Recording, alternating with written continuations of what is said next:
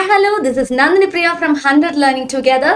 So இன்னைக்கு நம்ம science எக்ஸாம்க்கான ப்ரிப்பரேஷன்ஸை என்ன பண்ணலாம், எப்படி பண்ணலாம், என்னென்ன கொஷின்ஸ் படிக்கலாம் அப்படிங்கிறத தெரிஞ்சுக்க போகிறோம். ஸோ ஆல்மோஸ்ட் நீங்கள் Tamil, English and maths exams எல்லாம் முடிச்சிருப்பீங்க. ஸோ இப்போ சயின்ஸ் எக்ஸாமுக்கு ப்ரிப்பேர் ஆகிட்டு இருப்பீங்க, கரெக்டாக? ஸோ இந்த சயின்ஸ் எக்ஸாமுக்கு நம்ம எப்படி ப்ரிப்பேர் பண்ணுறது, எந்தெந்த கொஷின்ஸ் எல்லாம் கான்சன்ட்ரேட் பண்ணுறதுன்னு தான் இந்த வீடியோவில் நம்ம பார்க்க போகிறோம். அது மாத்திரம் இல்லை, especially we are going to look on biology subject. So சயின்ஸில் பயாலஜி சப்ஜெக்டில் இருக்கக்கூடிய கொஷின்ஸ் எல்லாம் ஒரு ரேப் ரிவிஷன் பண்ண போறோம். டக்கு டக்கு டக்கு டக்குன்னு அந்த கான்செப்ட் எல்லாம் புரிஞ்சு சூப்பரா படிச்சு நல்லா அண்டர்ஸ்டாண்ட் பண்ணிக்க போறோம். ஸோ இந்த செஷன் ஃபுல்லா நீங்க ரொம்ப எந்தூசியாஸ்டிக்கா எனர்ஜெட்டிக்கா கவனிக்கணும். ஸோ இப்படி கவனிப்பீங்க, நான் ரொம்ப ஹோப்ஃபுல்லா இருக்கேன். So let us start our class. Okay okay நம்மளோட சயின்ஸ் எக்ஸாம் எப்படி இருக்க போகுது அப்படின்னா, நாலேஜ் சம்மந்தப்பட்ட கொஷின்ஸ் 30% வருது. அண்ட் தென் அண்டர்ஸ்டாண்டிங் டைப், அந்த கொஷின் அண்டர்ஸ்டாண்டிங் டைப் நீங்கள் அண்டர்ஸ்டாண்ட் பண்ணி எழுதுகிற மாதிரி இருக்கக்கூடிய கொஷின்ஸ் வந்து 40%. அண்ட் அப்ளை பண்ணி எழுதுகிற மாதிரி சில கொஷின்ஸ் அப்ளிகேஷன் லெவலில் வரும். ஸோ அந்த மாதிரி கொஷின்ஸ் வந்து 20% இருக்க போகுது. அண்ட் கிரியேட்டிவ் கொஷின்ஸ் வந்து 10% ஆஃப் பேப்பர் கொஷின்ஸ் வந்து வரப்போகுது.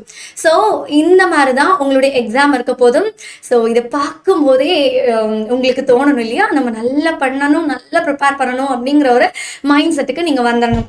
ஸோ இப்போ இந்த கிளாஸ்ல நம்ம என்ன பார்க்க போறோம் அப்படின்னா, 2 marks and 4 marks questions பார்க்க போறோம். அதுலயும் இம்பார்ட்டன்டான questions பார்க்க போறோம். Totally we have 12 lessons in biology இல்லையா, அந்த 12 chaptersல இருக்கக்கூடிய important questions, so previous year question, இந்த மாதிரி விஷயத்தெல்லாம் நம்ம ஃபோக்கஸ் பண்ண போறோம். இது வரைக்கும் உங்களுக்கு ஏதாவது டவுட்ஸ் இருந்தது அப்படின்னா கண்டிப்பா இந்த கிளாஸ்ல உங்களுக்கு கிளாரிஃபை ஆயிடும். ஸோ நம்ம போலாமா 2 marks questions-க்கு? Okay, super. First question நான் உங்களுக்கு போட்டிருக்கேன். What is the collateral vascular bundle? So when xylem lies towards the center and phloem lies towards the periphery, it is called the collateral vascular bundle. First you should understand what is mean by vascular bundle. உங்களுக்கு எல்லாமே நல்லாவே தெரிஞ்சிருக்கும். So vascular bundle is nothing but conducting part of a plant, conducting vessel of a plant. So in the vascular bundle different types இருக்கு. So in the vascular bundle என்ன present ஆ இருக்கு அப்படின்னா phloem and xylem. So இந்த phloemமும் xylemோட arrangements வச்சு தான் இந்த types of vascular bundles இருக்கு. So especially இந்த question எப்படி கேட்டிருக்காங்க அப்படின்னா, what is mean by collateral vascular bundle? So when xylem lies towards the center and phloem lies towards the periphery, it is called the collateral vascular bundle. xylem வந்து சென்ட்ராவும் phloem வந்து periphery ரீஜியன்லையும் arrange ஆயிருந்தது அப்படின்னா அதுக்கு பேர் தான் collateral vascular bundle. So this is the first question. இந்த கொஸ்டினில் உங்களுக்கு clarify ஆயிருப்பீங்கன்னு நினைக்கிறேன். நம்ம செகண்ட் கொஸ்டினுக்கு போகலாம். Where does the carbon that is used in photosynthesis comes from? So இந்த கொஸ்டின் வந்து ரொம்பவே இம்பார்ட்டண்ட்டான கொஸ்டின். ரொம்ப இந்த கொஸ்டினுக்கு நீங்கள் ரொம்ப நிறையா எழுத வேண்டாம், ரொம்ப ஷார்ட்டாக எழுதினா போதும். Where does the carbon that is used in photosynthesis? உங்களுக்கு எல்லாத்துக்குமே தெரியும், photosynthesis ப்ராசஸ்க்கு கார்பன் டை ஆக்சைடு ரொம்பவே முக்கியம் to prepare their food இல்லையா.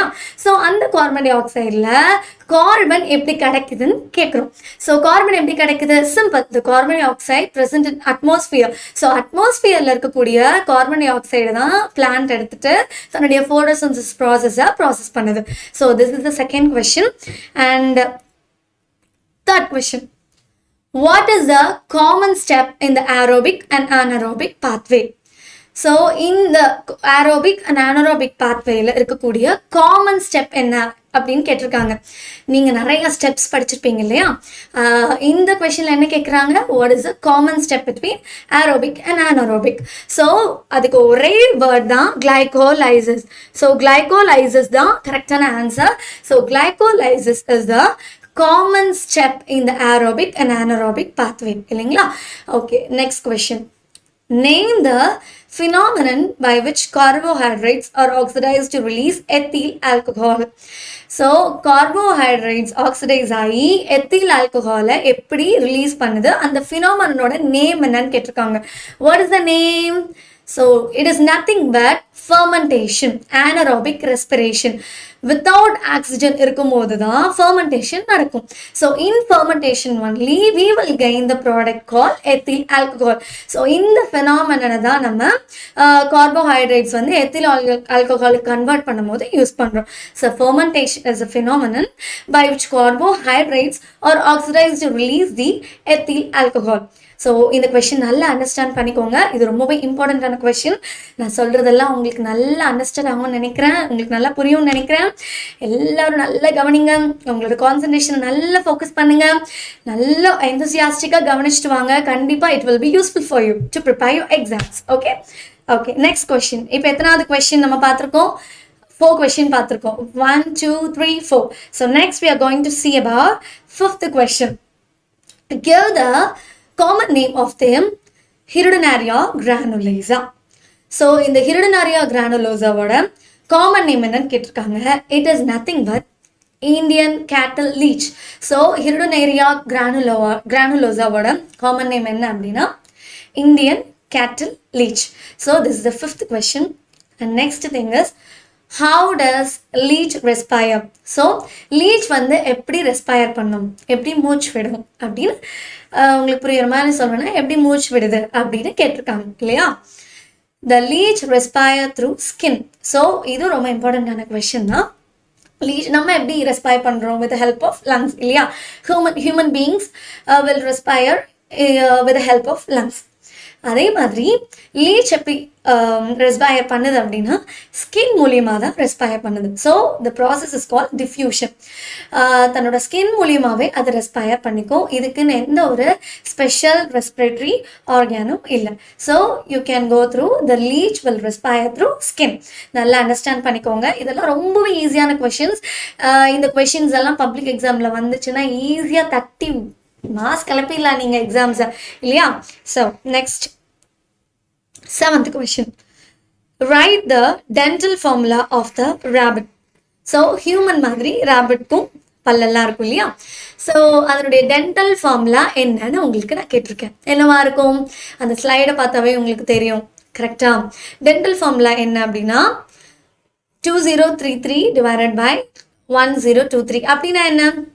ஸோ ஹியூமன் மாதிரியே நம்மளோட ரேபிட்க்கும் 4 types of teeth இருக்கு. That is nothing but incisors, canines, premolars and molars.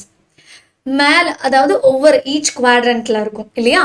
So மேலே வந்து ஒரு குவாட்ரண்ட்டுக்கு 2 incisors இருக்கு. லோவர் பார்ட்டில் we are having 1 incisor.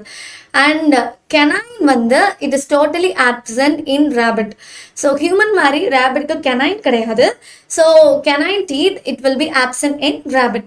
And premolars எவ்வளோ இருக்கும் அப்படின்னா in upper part 3 teeth இருக்கும் and in lower part 2 teeth இருக்கும். And molars 3 teeth upper part, in lower part, in 3 teeth in each quadrant. ஓகேவா? உங்களுக்கு நல்லாவே புரிஞ்சிருக்கும்னு நினைக்கிறேன்.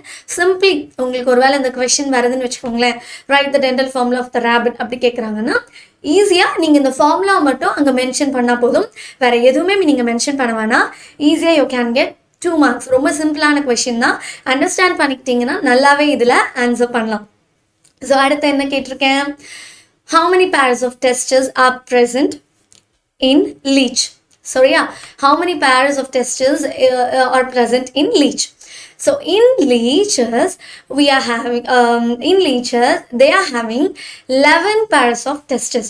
So 11 pairs of testes இருக்கும்.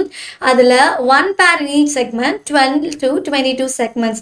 So 11 pairs of testes ல 12 to 22 segments வந்து present ஆயிருக்கும். So how many pairs of testes அவங்க கேட்குறாங்க அப்படின்னா கொஸ்டின் பேப்பர் உங்களுக்கு வருது அப்படின்னா சிம்பிளா நீங்க இந்த ஆன்சர் கொடுத்தா போதும். Then 9th question. How is diastema formed in rabbit? என்னடா இந்த வேர்ட் வந்து ரொம்பவே டிஃப்ரெண்ட்டாக இருக்குன்னு நினைக்கிறீங்களா? மேபி கொஞ்சம் பேர் படிச்சிருந்துருக்கலாம், இல்லை இந்த கொஞ்சம் பேர் இந்த கொஸ்டின் படிக்காமல் இருந்திருக்கலாம். எதுவாக இருந்தாலும் கண்டிப்பாக இப்போ நான் சொல்லிக் கொடுக்குறத கவனமாக கவனிங்க. டயஸ்டாமா இஸ் ஃபார்ம்ட் இன் ரேபிட் இல்லைங்களா? டயஸ்டாமா எங்கே ஃபார்ம் ஆகும்னா ரேபிட்டில் ஃபார்ம் ஆகும். அது என்ன அப்படின்னா இன்சிசாஸ்க்கும் ப்ரீமோலாஸ்க்கும் நடுவில் இருக்கக்கூடிய கேப்புக்கு பேர் தான் நம்ம டயஸ்டாமான்னு சொல்கிறோம். So it helps in mastication and சீவிங்.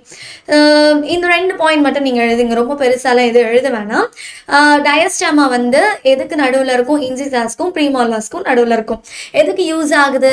மாஸ்டிகேஷனுக்கும் சீவிங்க்கும். நான் கிட்ட ஒரு கொஸ்டின் கேட்குறேன், நம்மளுக்கு எதுக்கு பல்லு யூஸ் ஆகுது? சூவிங்க்கும் மாஸ்டிகேட் பண்ணுறதுக்கு யூஸ் ஆகுது. அதே மாதிரி தான் ரேபிட்க்கும் ஏன் டயஸ்டாமா ப்ரெசென்ட் ஆயிருக்கு அப்படின்னா, அது நிறைய ஃபுட்ஸ் எடுக்கும் போது, ஃபார் எக்ஸாம்பிள் கேரட் எடுக்கும் போதோ இல்லை கேபேஜ் எடுக்கும் போது எதாவது எடுக்கும் போதும் அது நல்லா மாஸ்டிகேட் ஆகிறதுக்கும் நல்லா சூ ஆகிறதுக்கும் அந்த ஸ்பேஸ் அதுக்கு உதவியாக இருக்குது. இஃப் இன் கேஸ் டயஸ்டாமா அங்கே ப்ரெசென்ட் ஆகலை அப்படின்னா கண்டிப்பாக அவங்களுக்கு டைஜஷன் ப்ராப்ளம் வரும். யாருக்கு? ரேபிட்க்கு. ஸோ இந்த கொஸ்டினும் ரொம்ப இம்பார்ட்டண்டான கொஸ்டின், நல்லா கவனமாக கவனிங்க. And then 10th question. What organs are attached to the 2 bronchi? So, lung, bronchioles and alveoli are the organs attached to the bronchi. 2 bronchiலையும் இருக்கக்கூடிய ஆர்கான்ஸ், என்னென்ன ஆர்கான்ஸ் அட்டாச் ஆயிருக்கு அப்படின்னு வந்து நான் உங்களுக்கு கேட்டிருக்கேன். ஸோ அதுக்கான ஆன்சர் என்ன? Lung, bronchioles and alveoli. So இந்த 3 விஷயத்தை மட்டும் நீங்கள் எழுதுங்க. டப்புன்னு உங்களுக்கு 2 மார்க்ஸ் போட்டுருவாங்க. ரொம்ப ஈஸியான கொஷின், உங்களால் ஈஸியாக அண்டர்ஸ்டாண்டும் பண்ணிக்க முடியும். கண்டிப்பாக மனப்பாடம் பண்ணிக்கோங்க. Lung, bronchioles and alveoli are the organs attached to the bronchi. So next question. Bore அடிக்குதா? எல்லாரும் ஜாலியாக இருக்கீங்களா? என்தூசியாஸ்டிக்காக இருக்கீங்களா? நெக்ஸ்ட் கொஷின் போகலாமா? இது வரைக்கும் நம்ம எத்தனை கொஷின்ஸ் பார்த்துருக்கோம்? 10 கொஷின்ஸ் பார்த்துருக்கோம். இதில் நிறைய விஷயத்தை டிஸ்கஸ் பண்ணியிருக்கோம்.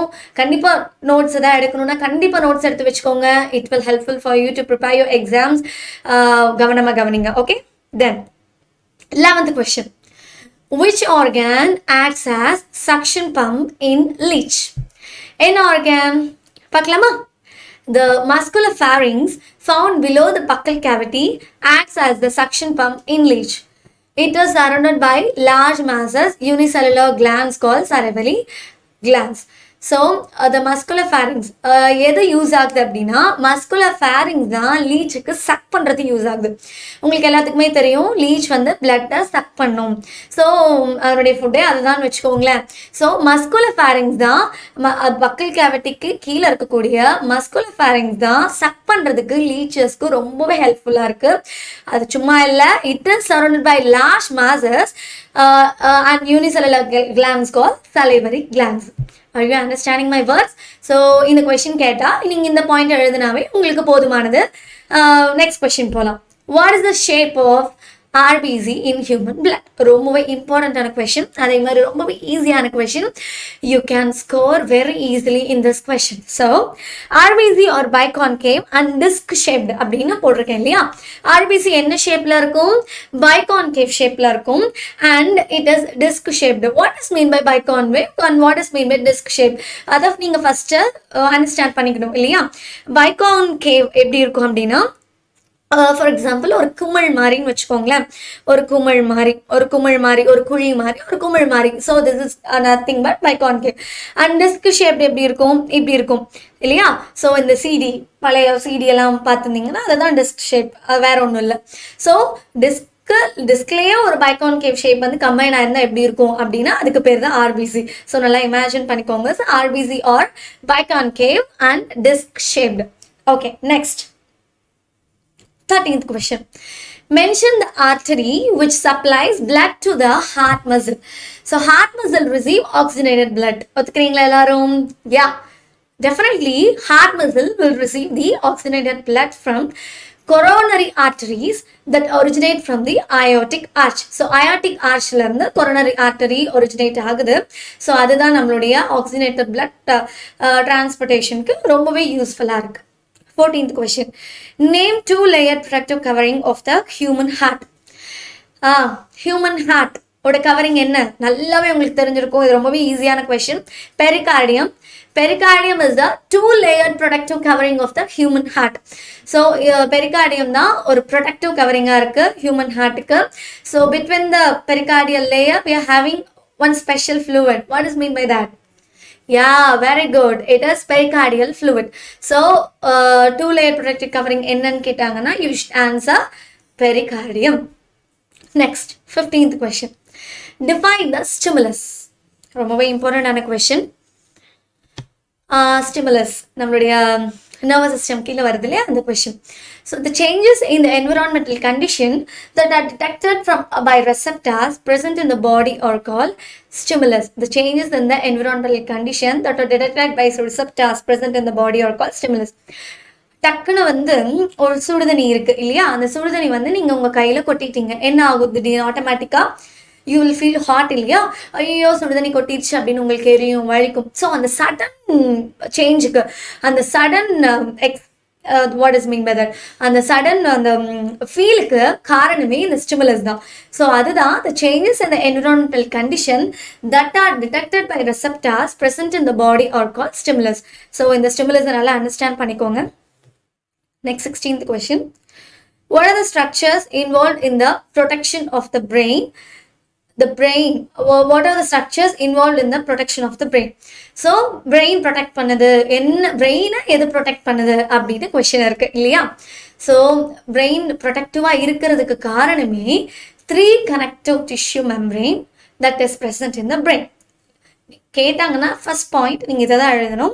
இது கொஞ்சம் பார்க்கறதுக்கு உங்களுக்கு பெருசாக இருக்கும், பட் இதில் ஒன்றுமே இல்லை, ஈஸியாக உங்களால் எழுதிட முடியும் ஆன்சரை. The brain is covered by 3 connective tissue membrane or meninges. So brain வந்து 3 connective tissue membrane or meninges மூலிமா ப்ரொடெக்ட் ஆயிருக்கு. அது வேற ஒன்றும் இல்லை, டியூரா மேட்டம், arachnoid membrane and pyometer. So dura mater enna, dura mater which is the outermost thick fibrous membrane. Dura mater the outermost thick fibrous membrane, and arachnoid membrane which is the middle thin vascular membrane providing a web like cushion. So இது arachnoid membrane வந்து middle thin vascular membrane நம்ம சொல்றோம். அது மாத்திரம் இல்ல, it is a web like cushion, ஒரு cushion typeல இருக்கும். So arachnoid membrane also it is very helpful in protection of brain இல்லையா. So ஒரு cushion typeல இருக்கிறதுனால எந்த ஒரு ஹிட்டிங்கோ இல்லை எது வந்தாலும் that will keep our brain as a protective manner with the help of the presence of arachnoid membrane. And pyometer which is the innermost layer, thin delicate membrane. So இது எப்படி நம்ம சொல்லலாம் அப்படின்னா, thin delicate membrane richly supplied with blood. இன்னமோர் layer இருக்கிறதுனால it is richly supplied with blood இல்லையா. So meningeal membranes protect the brain from mechanical injury. So if we are having any mechanical injury na, definitely this pyometer will protect us. This pyometer will protect us brain இல்லையா. Meningeal membranes protect the brain from mechanical injury. So இந்த 3 points நீங்க எழுதணும். What are the structures involved in the protection of the brain ன்னு கேட்டா இந்த 3 points நீங்க கண்டிப்பா எழுதணும். நீங்க எழுதுனாதான் உங்களுக்கு அவங்க ஃபுல் மார்க் கொடுப்பாங்க இல்லையா. ஓகே, நெக்ஸ்ட் கொஸ்டின் போகலாம்.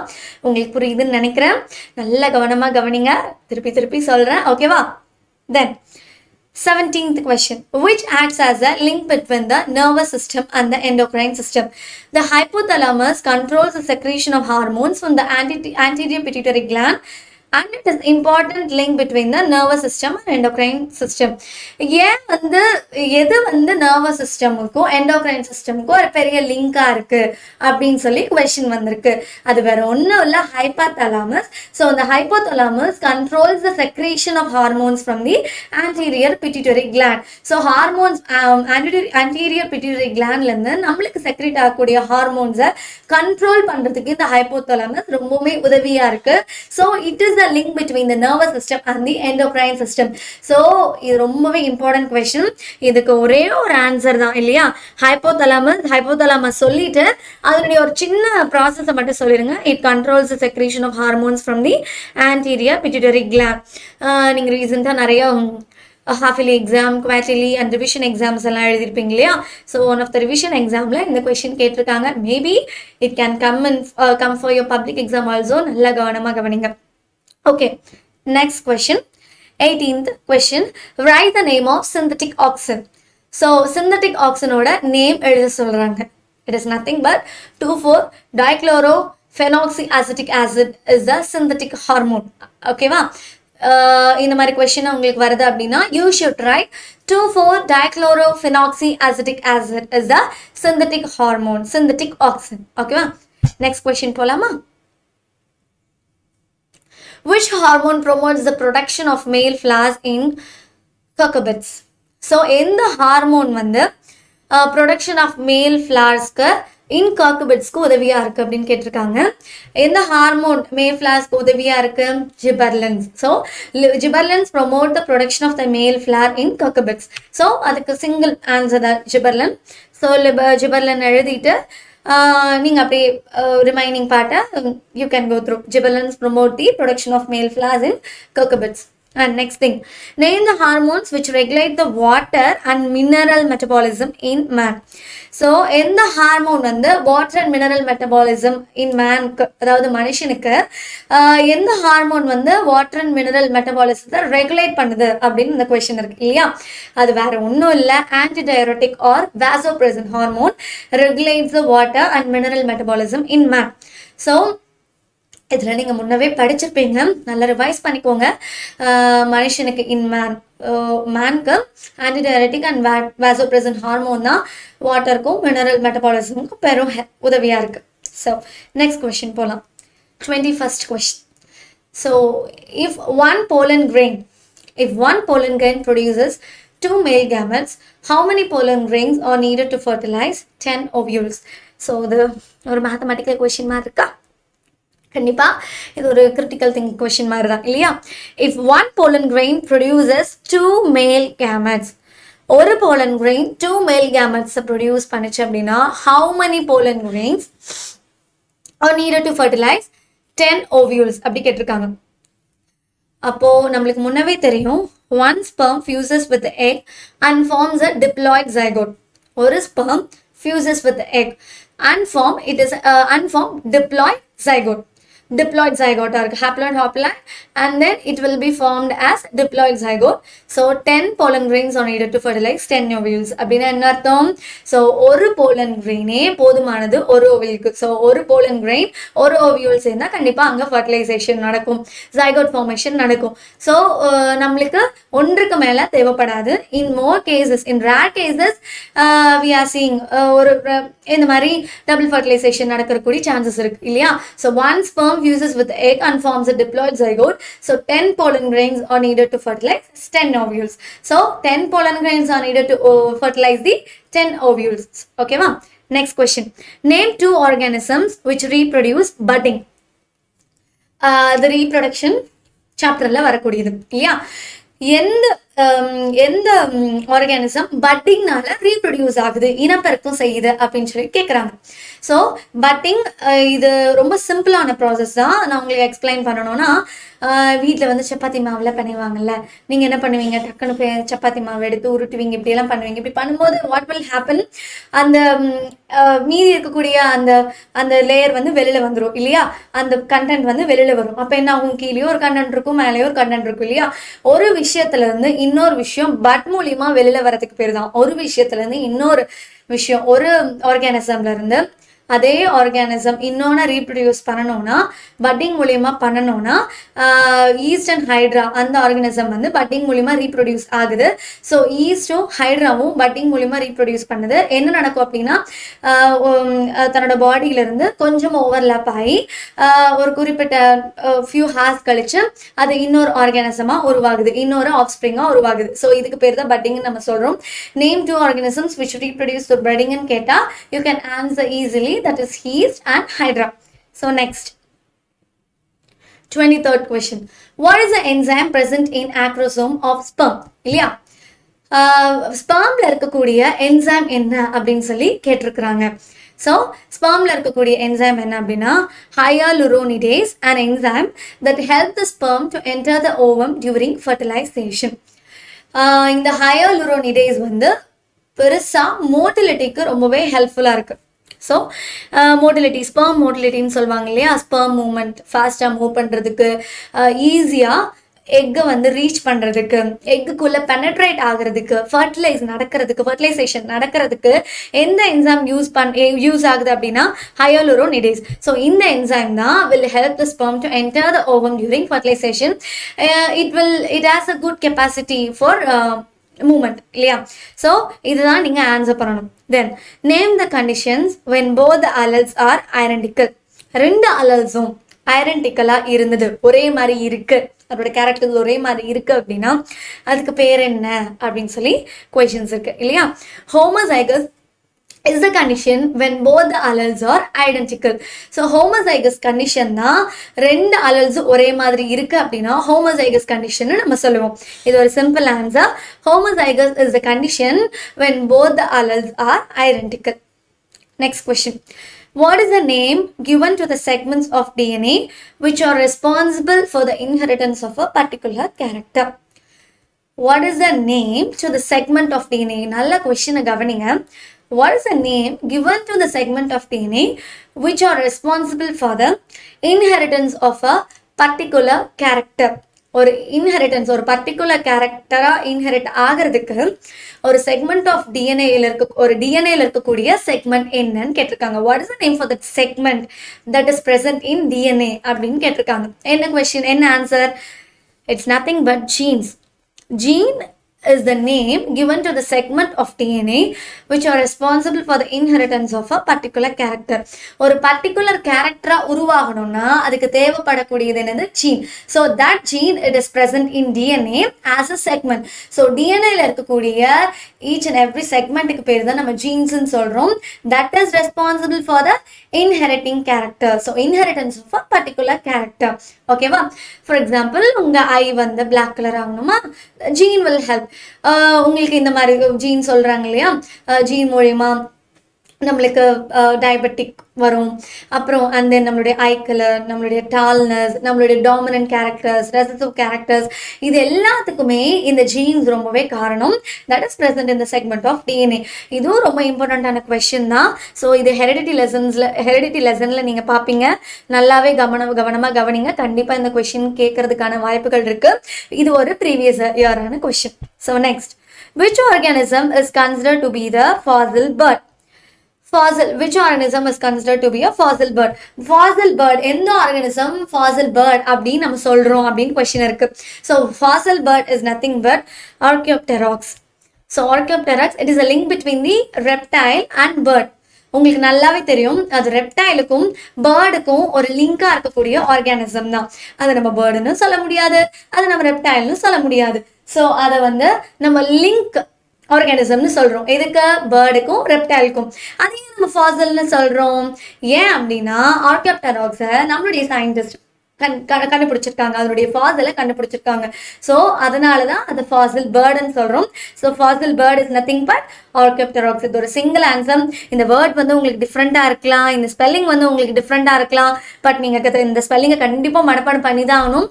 ஈஸி தான், நல்லா மனப்பாடம் பண்ணிக்கோங்க. இந்த கொஸ்டின் கேட்டால் கண்டிப்பாக இந்த ஆன்சரை நீங்கள் கொடுத்தீங்கன்னாவே they'll give you full 2 mark. ஓகேவா? நான் சொல்கிறது உங்களுக்கு புரியுதுன்னு நினைக்கிறேன். ரொம்ப இன்ட்ராக்டிவாக இருங்க.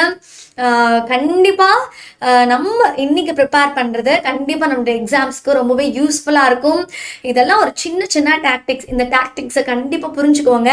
you'll get a good mark. அந்த கான்ஃபிடென்ட் உங்களுக்கு இருந்தால் போதும். ஓகேவா? தென் give the name of the wheat variety having higher dietary fiber and protein. ஒரு wheat variety இருக்கு. அந்த wheat variety நிறைய புரோட்டீன், நிறைய ஃபைபர். அந்த wheat varietyல ஹையர் அமௌண்ட் ஆஃப் ஃபைபரும் அண்ட் ப்ரோட்டீனும் இருக்கு. அந்த wheat variety என்ன அப்படின்னு அந்த கொஸ்டின்ல இருக்கு. நல்லா கவனிச்சுக்கோங்க. It is nothing but atlas 66 or a protein rich variety having higher dietary fiber and protein. So higher dietary fiber and protein இருக்கக்கூடிய wheat variety என்ன அப்படின்னா அட்லாஸ் 66. ஓகேவா? புரிஞ்சுதா? இந்த கொஸ்டின் உங்களுக்கு புரிஞ்சுதா? Atlas 66. Then define genetic engineering. So இந்த question ரொம்ப இம்பார்ட்டன்ட் கொஷின். இந்த கொஷின் ரொம்பவுமே இம்பார்ட்டண்ட்டான கொஷின். ஸோ நல்லா கவனிச்சுக்கோங்க. நிறைய ப்ரீவியஸ் இயரில் கூட இந்த கொஷினை கேட்டிருக்காங்க.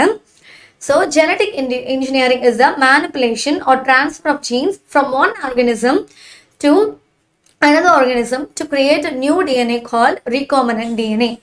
Genetic engineering is also called recombinant DNA technology. So genetic engineering is nothing but transfer of genes. ஒரு ஆர்கானிசம்ல இருந்து இன்னொரு ஆர்கானிசம்ஸ்க்கு ஒரு ஜீனை நம்ம டிரான்ஸ்ஃபர் பண்றோம் அப்படின்னா that is called genetic engineering. இல்ல ஏதோ ஒரு மேனிப்புலேஷன் பண்றோம். இப்போ ஒரு ஜெனடிக் டிசார்டர்ல ஒருத்தவங்க மாட்டிக்கிட்டாங்க, ஒருத்தவங்களுக்கு ஒரு ஜெனடிக் டிசார்டர் இருக்கு அப்படின்னா அவங்கள நம்ம ஜெனடிக் இன்ஜினியரிங் மெத்தட் மூலியமா நம்மளால கியூர் பண்ண முடியும். So genetic engineering is the manipulation and transfer of genes from one organisms to another organism to create a new DNA. So எதுக்காக நம்ம இந்த genetic DNA engineering நம்ம பண்றோம்? to create a new DNA called recombinant DNA. so producer அந்த DNA க்கு பேரு நம்ம recombinant DNA ன்னு சொல்றோம். so it is also called, இந்த பாயிண்ட் ரொம்ப இம்பார்ட்டன்டான point, it is also called as recombinant DNA technology. so உங்களுக்கு ஒரு 1 மார்க் கூட கேக்குறாங்கன்னு வெச்சுக்கோங்களேன், what is the another name of genetic engineering அப்படி கேட்டா நீங்க என்ன எழுதிடுவீங்க? இப்போ சட்டுன்னு recombinant DNA technology அப்படின்னு நீங்க எழுதிடுவீங்க. கரெக்டா? ஸோ இந்த கொஸ்டின் உங்களுக்கு நல்லாவே அண்டர்ஸ்டாண்ட் ஆயிருக்கும்னு நினைக்கிறேன். ஸோ இது வரைக்கும் நம்ம 28 கொஸ்டின்ஸ் நம்ம பார்த்துட்டு இல்லையா, அந்த 28 ரொம்பவே இம்பார்ட்டன்டான கொஸ்டின், அதே மாதிரி ரொம்பவே ஈஸியான question. You can understand easily, you can write easily, you can go through easily. So எல்லாம் ஈஸியான கொஸ்டின் தான். இம்பார்ட்டன்டான எல்லா கொஸ்டின்ஸுமே நீங்க படிச்சீங்க அப்படின்னா கண்டிப்பா குட் ஸ்கோர் வாங்க முடியும். நெக்ஸ்ட் கொஸ்டின் போலாமா? Okay. What are psychotropic drugs? What are psychotropic drugs? அதை நீங்களே லேர்ன் பண்ணுங்களேன்.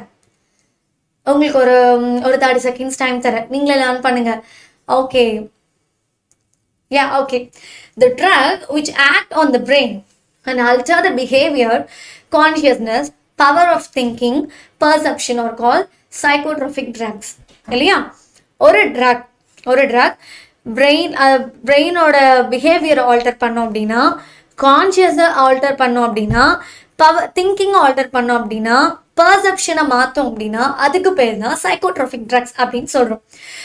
ஃபார் எக்ஸாம்பிள், சிலவங்களால இப்போ ஒரு பர்சன் வந்து ரொம்ப டிப்ரெஸ்டாக இருக்காங்க, அவங்களுடைய பிஹேவியர் மாறுது, இல்லை அவங்களுடைய கான்ஷியஸ்னஸ் மாறுது, அவங்களுடைய பர்செப்ஷன் மாறுது, இது எல்லாமே மாறுது அப்படின்னா இட் இஸ் நத்திங் பட் ஒரு ஹியூமனுக்கு நடக்கக்கூடிய ஒரு விஷயம் தான். ரேரா சம் பர்சன் வந்து அதை அவங்களுக்கு அஃபெக்ட் ஆகும் இல்லையா? ஸோ அந்த மாதிரி பர்சனுக்கு என்ன ட்ரக் கொடுக்கலாம் அப்படின்னா சைக்கோட்ரோபிக் ட்ரக்ஸை நம்ம கொடுக்கலாம், ப்ரிஸ்கிரைப் பண்ணலாம். ஸோ அந்த சைக்கோட்ரோபிக் ட்ரக்ஸ் என்னென்ன பண்ணணும்? நான் ஃபர்ஸ்ட் சொன்ன மாதிரி இட் ஆல்டர் த பிஹேவியர், ஒரு பிஹேவியரை மாற்றும். ஸோ அந்த பர்சன் வந்து ரொம்ப டிப்ரெஸ்டாக இருக்காங்க, அவங்களுக்கு ரொம்ப கோவம் வர ஆரம்பிச்சிருச்சு அப்படின்னா அவங்களோட கோவத்தை கொஞ்சம் லைட்டாக குறைக்கும்.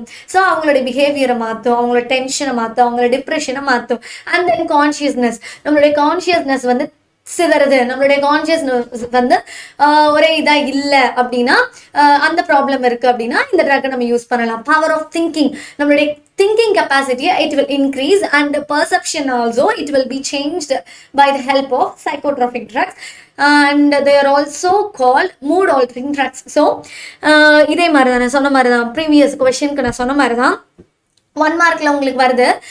What is the another name for psychotropic drugs அப்படின்னு கேட்குறாங்க அப்படின்னு வச்சுக்கோங்களேன். What will you say? mood altering drugs. So psychotropic drugs is nothing but mood altering drugs. So இந்த பாயிண்ட்டையும் நீங்க கண்டிப்பா எழுதணும், இது ஒரு முக்கியமான point. So next, what is metastasis? So நம்ம வளர்ந்து வரும் இந்த வேர்ல்டில் இந்த வேர்டு இப்போ நிறையாவே பயன்படுது. இந்த வேர்டு பார்க்குறதுக்கு உங்களுக்கு சாதாரணமாக தெரியலாம், பட் நிறைய பேர்த்தினுடைய ஹெல்த் இஷ்யூ காரணமே இதுதான். இந்த நம்ம கொஸ்டின் தான் நல்லா இன்ட்ரெஸ்டிங், கவனிங்க என்னென்னு. So the cancerous cell migrate to distant parts of the body and affect new tissues and this process is call metastasis. So ஒரு ரேப்பிட் க்ரோத் இருக்கக்கூடிய செல்லை தான் நம்ம என்னன்னு சொல்கிறோம்? ரேப்பிட் மல்டிப்ளிகேஷன், ரேப்பிட் க்ரோத் இருக்குது அப்படின்னா that will be termed as cancer cell. So ஒரு மனுஷனுக்கும் ஒரு இடத்துல கேன்சர் வருது, so that is a cancer. அதே கேன்சர் இன்னொரு இடத்துக்கு பரவிடுச்சு, ஒரு டிஸ்டிங் பார்ட்டுக்கு, ஒரு ரெஸ்பெக்டிவ் ஆர்கானுக்கு பரவிடுச்சு அப்படின்னா that is named as metastasis. So இன்னொரு நியூ டிஷ்யூஸையும் இன்னொரு நியூ ஆர்கானையும் அஃபெக்ட் பண்ணிச்சு அப்படின்னா அதுதான் மெட்டாஸ்டேசிஸ்னு நம்ம சொல்கிறோம். ஃபார் எக்ஸாம்பிள், ஒரு ஃபீமேலுக்கு பிரெஸ்ட் கேன்சர் இருக்குது. ஸோ கொஞ்ச நாளாக அவங்க அதை ட்ரீட் பண்ணல, அது அவங்களுக்கு தெரியல. ஸ்டார்டிங் ஸ்டேஜில் தான் இருந்திருப்பாங்க. அவங்க ட்ரீட் பண்ணாதனால அது என்ன ஆகும், அடுத்த ஸ்டேஜுக்கு போகும், அடுத்த ஸ்டேஜுக்கு போகும். இப்படி போகும்போது அடுத்த ஸ்டேஜுக்கு போகுதுன்னா என்ன அர்த்தம் அப்படின்னா, ஒன்று அந்த கேன்சர் செல் வந்து நிறைய பெருசாக மல்டிப்ளை ஆகி, இன்னொன்று அந்த கேன்சர் செல் என்ன ஆகும்னா பக்கத்தில் இருக்கக்கூடிய ஆர்கான்ஸையும் it will affect. Liver affect பண்ணலாம், லங் அஃபெக்ட் பண்ணலாம். ஸோ இந்த மாதிரி பக்கத்தில் இருக்கக்கூடிய ஆர்கான்ஸை அஃபெக்ட் பண்ணிச்சு அப்படின்னா that is mean by metastasis. திருப்பி சொல்கிறேன், the cancerous cells migrate to distant parts of the body and affect the new tissues, and this process is called metastasis. நல்லா புரிஞ்சுக்கோங்க. அண்ட் தென் இது வரைக்கும் நான் உங்களுக்கு சொன்ன அத்தனை கொஷின்ஸுமே உங்களுக்கு புரிஞ்சிருக்கும்னு நம்புகிறேன். அடுத்த கொஷின் பார்க்கலாமா? What are the agents of soil erosion? So soil erosion ஆகிறதுக்கு, அந்த மண் இதாகிறதுக்கு எந்த ஏஜென்ட்ஸ் எல்லாம் உதவி பண்ணுது, எந்த ஏஜென்ட்ஸ் எல்லாம் காரணமாக இருக்குது, இந்த விஷயத்துக்கு எதெல்லாம் காரணமாக இருக்குது அப்படின்னு கொஷின் வந்துச்சுன்னா, you should answer the high velocity of wind, air currents, flowing of water, landslide, human activities such as deforestation, farming, mining, and overgrazing of cattle or the agents of the soil erosion. Soil வந்து erode ஆகுது அப்படின்னா அதுக்கு என்னென்னலாம் காரணம்? Over விண்டாக இருக்கலாம், ஏர் current, ரொம்ப காற்று வீசிச்சுன்னா, இப்போ நம்மளே ஒரு ஒரு ஒரு பிளேட்டில் மாவு வச்சுருக்கீங்க இல்லையா, ஒரு பிளேட்டில் மாவு வச்சுருக்கீங்க. With example I'm going to explain you. ஒரு பிளேட்டில் மாவு வச்சுருக்கீங்க, அப்படிங்கும் போது என்ன ஆகும், ஒரு சடனாக நீங்கள் ஹை ஸ்பீடில் ஃபேனை திருப்புறீங்கன்னா ஆட்டோமேட்டிக்காக அந்த கண்டென்ட் வந்து ஸ்ப்ரெட் ஆயிரும், பறக்கும், மற்றவங்க மேலே அடிக்கும். ஸோ இதுதான் நடக்குது சாயில் எரோஷன்லையும். ஸோ ஏர் கரண்ட் வரும்போது ஃப்ளோயிங் ஆஃப் வாட்டர் ஜாஸ்தியாக வரும்போது, இன்கேஸ் ஆஃப் ஃப்ளட் இல்லை இன்கேஸ் ஆஃப் சுனாமி அப்படி நடக்கும்போது சாயில் எரோட் ஆகும். லேண்ட்ஸ்லைட் ஆகும்போது சாயில் எரோட் ஆகும். And then human activities such as deforestation. So this is the main point. டீஃபாரஸ்டேஷன்னால, மரங்கள் எல்லாம் நம்ம அழிக்கிறதுனால, மைனிங்னால, இது எல்லாத்தினாலையும் நம்மளுடைய சாயில் எரோட் ஆகுது. And over crossing by cattle. So cattle வந்து ஓவர் கிராஸ் ஆகுது, ஓவர் கிராஸ் பண்ணுது அப்படின்னா, கிராசிங் ரொம்ப ஜாஸ்தியாக பண்ணுதுன்னா அதுக்கும் அதுவும் சாயில் எரோஷனை கிரியேட் பண்ணுது. So this is the answer that we should write in the when the question asked na what are the agents of soil erosion, you should write this question answer. How are e-waste generated? எப்படி e-waste generate ஆகுது? E-waste are spoiled, outdated and non-repairable electrical and electronic devices like computer components, electronic and electrical applications. So இப்போ வந்து ஒரு phone வந்து உங்களுக்கு வேண்டாம், உடஞ்சி போச்சு அப்படின்னா ஆட்டோமேட்டிக்காக நீங்கள் என்ன பண்ணுவீங்க, அது ஒரு வேஸ்ட் ப்ராடக்ட், கண்டிப்பாக அதை நீங்கள் தூக்கி போட்டுருவீங்க. ஒரு பேட்டரி வேணும்னா அது வேஸ்ட் ப்ராடக்ட், அதை தூக்கி போட்டுருவீங்க. எந்த ப்ராடக்ட் உங்களுக்கு வேஸ்ட்டாக இருக்குது, அது யூஸ் இல்லை அப்படின்னு நீங்கள் நினைக்கிறீங்களோ அப்போ அதை தூக்கி போடுவீங்க. ஸோ அதை தான் நம்ம e-wasteன்னு சொல்கிறோம். That can be produced by the electronic devices like computer components, electronic or electrical appliances. ஓகேவா? ஓகே, இது வரைக்கும் நம்ம 32 கொஷின்ஸ் பார்த்துருக்கோம். இந்த 32மே ரொம்பவே இம்பார்ட்டண்ட்டான கொஷின். ரொம்ப நல்லாவே கவனிச்சிங்க. இனிமேல் நம்ம என்ன பார்க்க போகிறோம் அப்படின்னா 4 மார்க்ஸ் பார்க்க போகிறோம். ஸோ 4 மார்க்ஸும் நம்மளுக்கு ரொம்பவே இம்பார்ட்டண்ட்டான கொஷின்ஸ் தான் எடுத்துகிட்டு வந்திருக்கேன் உங்களுக்கு. ஸோ 4 மார்க்ஸ் பார்க்கலாமா? எல்லோரும் எனர்ஜெட்டிக்காக இருக்கீங்களா? நம்ம கவனிக்கலாமா? Okay, done. First question. Give an account on a vascular bundle of dicot stem. Give an account on a vascular bundle of a dicot stem. The vascular bundles of dicot stem are conjoined. நான் சொன்ன மாதிரி நான் ப்ரீவியஸாக உங்களுக்கு first 2 mark question என்ன சொன்னேன்? We are having different type of vascular bundle based on the arrangement of the xylem and phloem. அதே மாதிரி என்னென்ன different type of vascular bundle that is present in dicot stem na conjoined. Xylem and phloem lie on the same radius. So xylem and phloem same radius arrange ஆயிருந்தது அப்படின்னா that is meant by conjoined. Collateral is nothing but xylem lies towards the center and phloem lies towards the periphery. Xylem வந்து சென்டராகவும் phloem வந்து towards the peripheryயாகவும் இருந்தால் அந்த condition நம்ம collateral vascular bundle சொல்கிறோம். And then end arc. The protoxylem lies towards the center and metaxylem lies towards the periphery. So protoxylem வந்து சென்டராகவும் metaxylem வந்து periphery நோக்கி இருந்ததுன்னா அதை தான் நம்ம end arch ன்னு சொல்கிறோம். And open. The cambium is present in between the xylem and phloem. So ஒரு கேமியம் ஃபார்ம் ஆயிருந்துச்சு, xylemக்கும் phloemக்கும் நடுவில் ஒரு கேமியம் ஃபார்ம் ஆயிருக்கு அப்படின்னா அதை நம்ம ஓப்பன் கண்டிஷன்னு சொல்கிறோம். ஓகேவா? இதுதான் இந்த 4 மார்க்குக்கு நீங்கள் எழுதக்கூடிய ஆன்சர். இன்கேஸ் இந்த கொஸ்டின் உங்களுக்கு வந்துச்சு அப்படின்னா இதெல்லாம் நீங்கள் எழுதலாம். So vascular bundle that is present in the dicot stem are conjoined, collateral, end arc and open. It is having open type of vascular bundle. The dicot stem has conjoined and collateral type of vascular bundle. ஓகேவா? Next, second question. Write any three significance of photosynthesis. So, photosynthesis பத்தினா ஒரு process பற்றி தான் கேட்டிருக்காங்க. நீங்கள் முன்னாடி ப்ராசஸை பற்றிலாம் படிச்சிருப்பீங்க. எஸ்பெஷலி இந்த கொஸ்டினில் என்ன கேட்டிருக்கேன் அப்படின்னா சிக்னிஃபிகன்ஸ் ஆஃப் ஃபோட்டோசிந்தசிஸ்ன்னு நம்ம படிக்கிறோம். அதனுடைய சிக்னிஃபிகன்ஸ் என்ன அப்படின்னா it is the source of all our food and fuel. So இது ஒரு பெரிய சோர்ஸாகவே இருக்குது நம்மளுடைய எல்லா ஃபுட்டுக்கு அண்ட் ஃபியூவலுக்கும். It is a big source. So it drives all the other process of biological and the biological world. ஒரு பயாலஜிக்கல் ப்ராசஸையே இந்த ஃபோட்டோசிந்தசிஸ் தான் ஸ்டார்ட் பண்ணுது. ஏன் அப்படின்னா நம்மளுடைய ப்ரைமரி ப்ரொடியூசர்ஸ் என்ன பிளான்ஸ் தான். ஸோ இந்த பிளான்ஸ் வளரணும், இந்த பிளான்ஸ் இருக்கணும் அப்படின்னா அதுக்கு என்ன காரணம்? ஃபோட்டோசிந்தசிஸ் இல்லாமல் இந்த பிளான்ஸ் இல்லை இல்லையா? ஸோ பிளான்ஸ் இல்லாமல் the human being other living organism so இல்லை. ஸோ ஒரு பயாலஜிக்கல் ப்ராசஸ்க்கே பெரும் ஹெல்ப்ஃபுல்லாக இருக்கிறது என்னது? இந்த photosynthesis. It drives all the process of biological process and the biological world. Okay, it is responsible for the growth and sustenance of our biosphere. நம்மளுடைய பயோஸ்பியருடைய க்ரோத்துக்கும் நம்மளுடைய biodiversity க்ரோத்துக்கும் biosphere க்ரோத்துக்கும் இது பெரிய ஹெல்ப்ஃபுல்லாக இருக்குது. ஸோ இந்த பாயிண்ட்ஸ் எல்லாம் நீங்கள் கொடுக்கலாம், ஃபோட்டோசிந்தசிஸோட சிக்னிஃபிகன்ஸ்க்கு நீங்கள் கொடுக்கலாம். Then third question. What is respiratory quotient? Respiratory quotient na enna அப்படினு question இருக்கு இல்லையா? The ratio of volume of carbon dioxide liberated and the volume of oxygen consumed. So the ratio of volume of carbon dioxide எவ்வளோ liberate ஆயிருக்கு, எவ்வளோ oxygen consume ஆயிருக்கு, இதுதான் respiratory quotient நம்ம சொல்றோம்.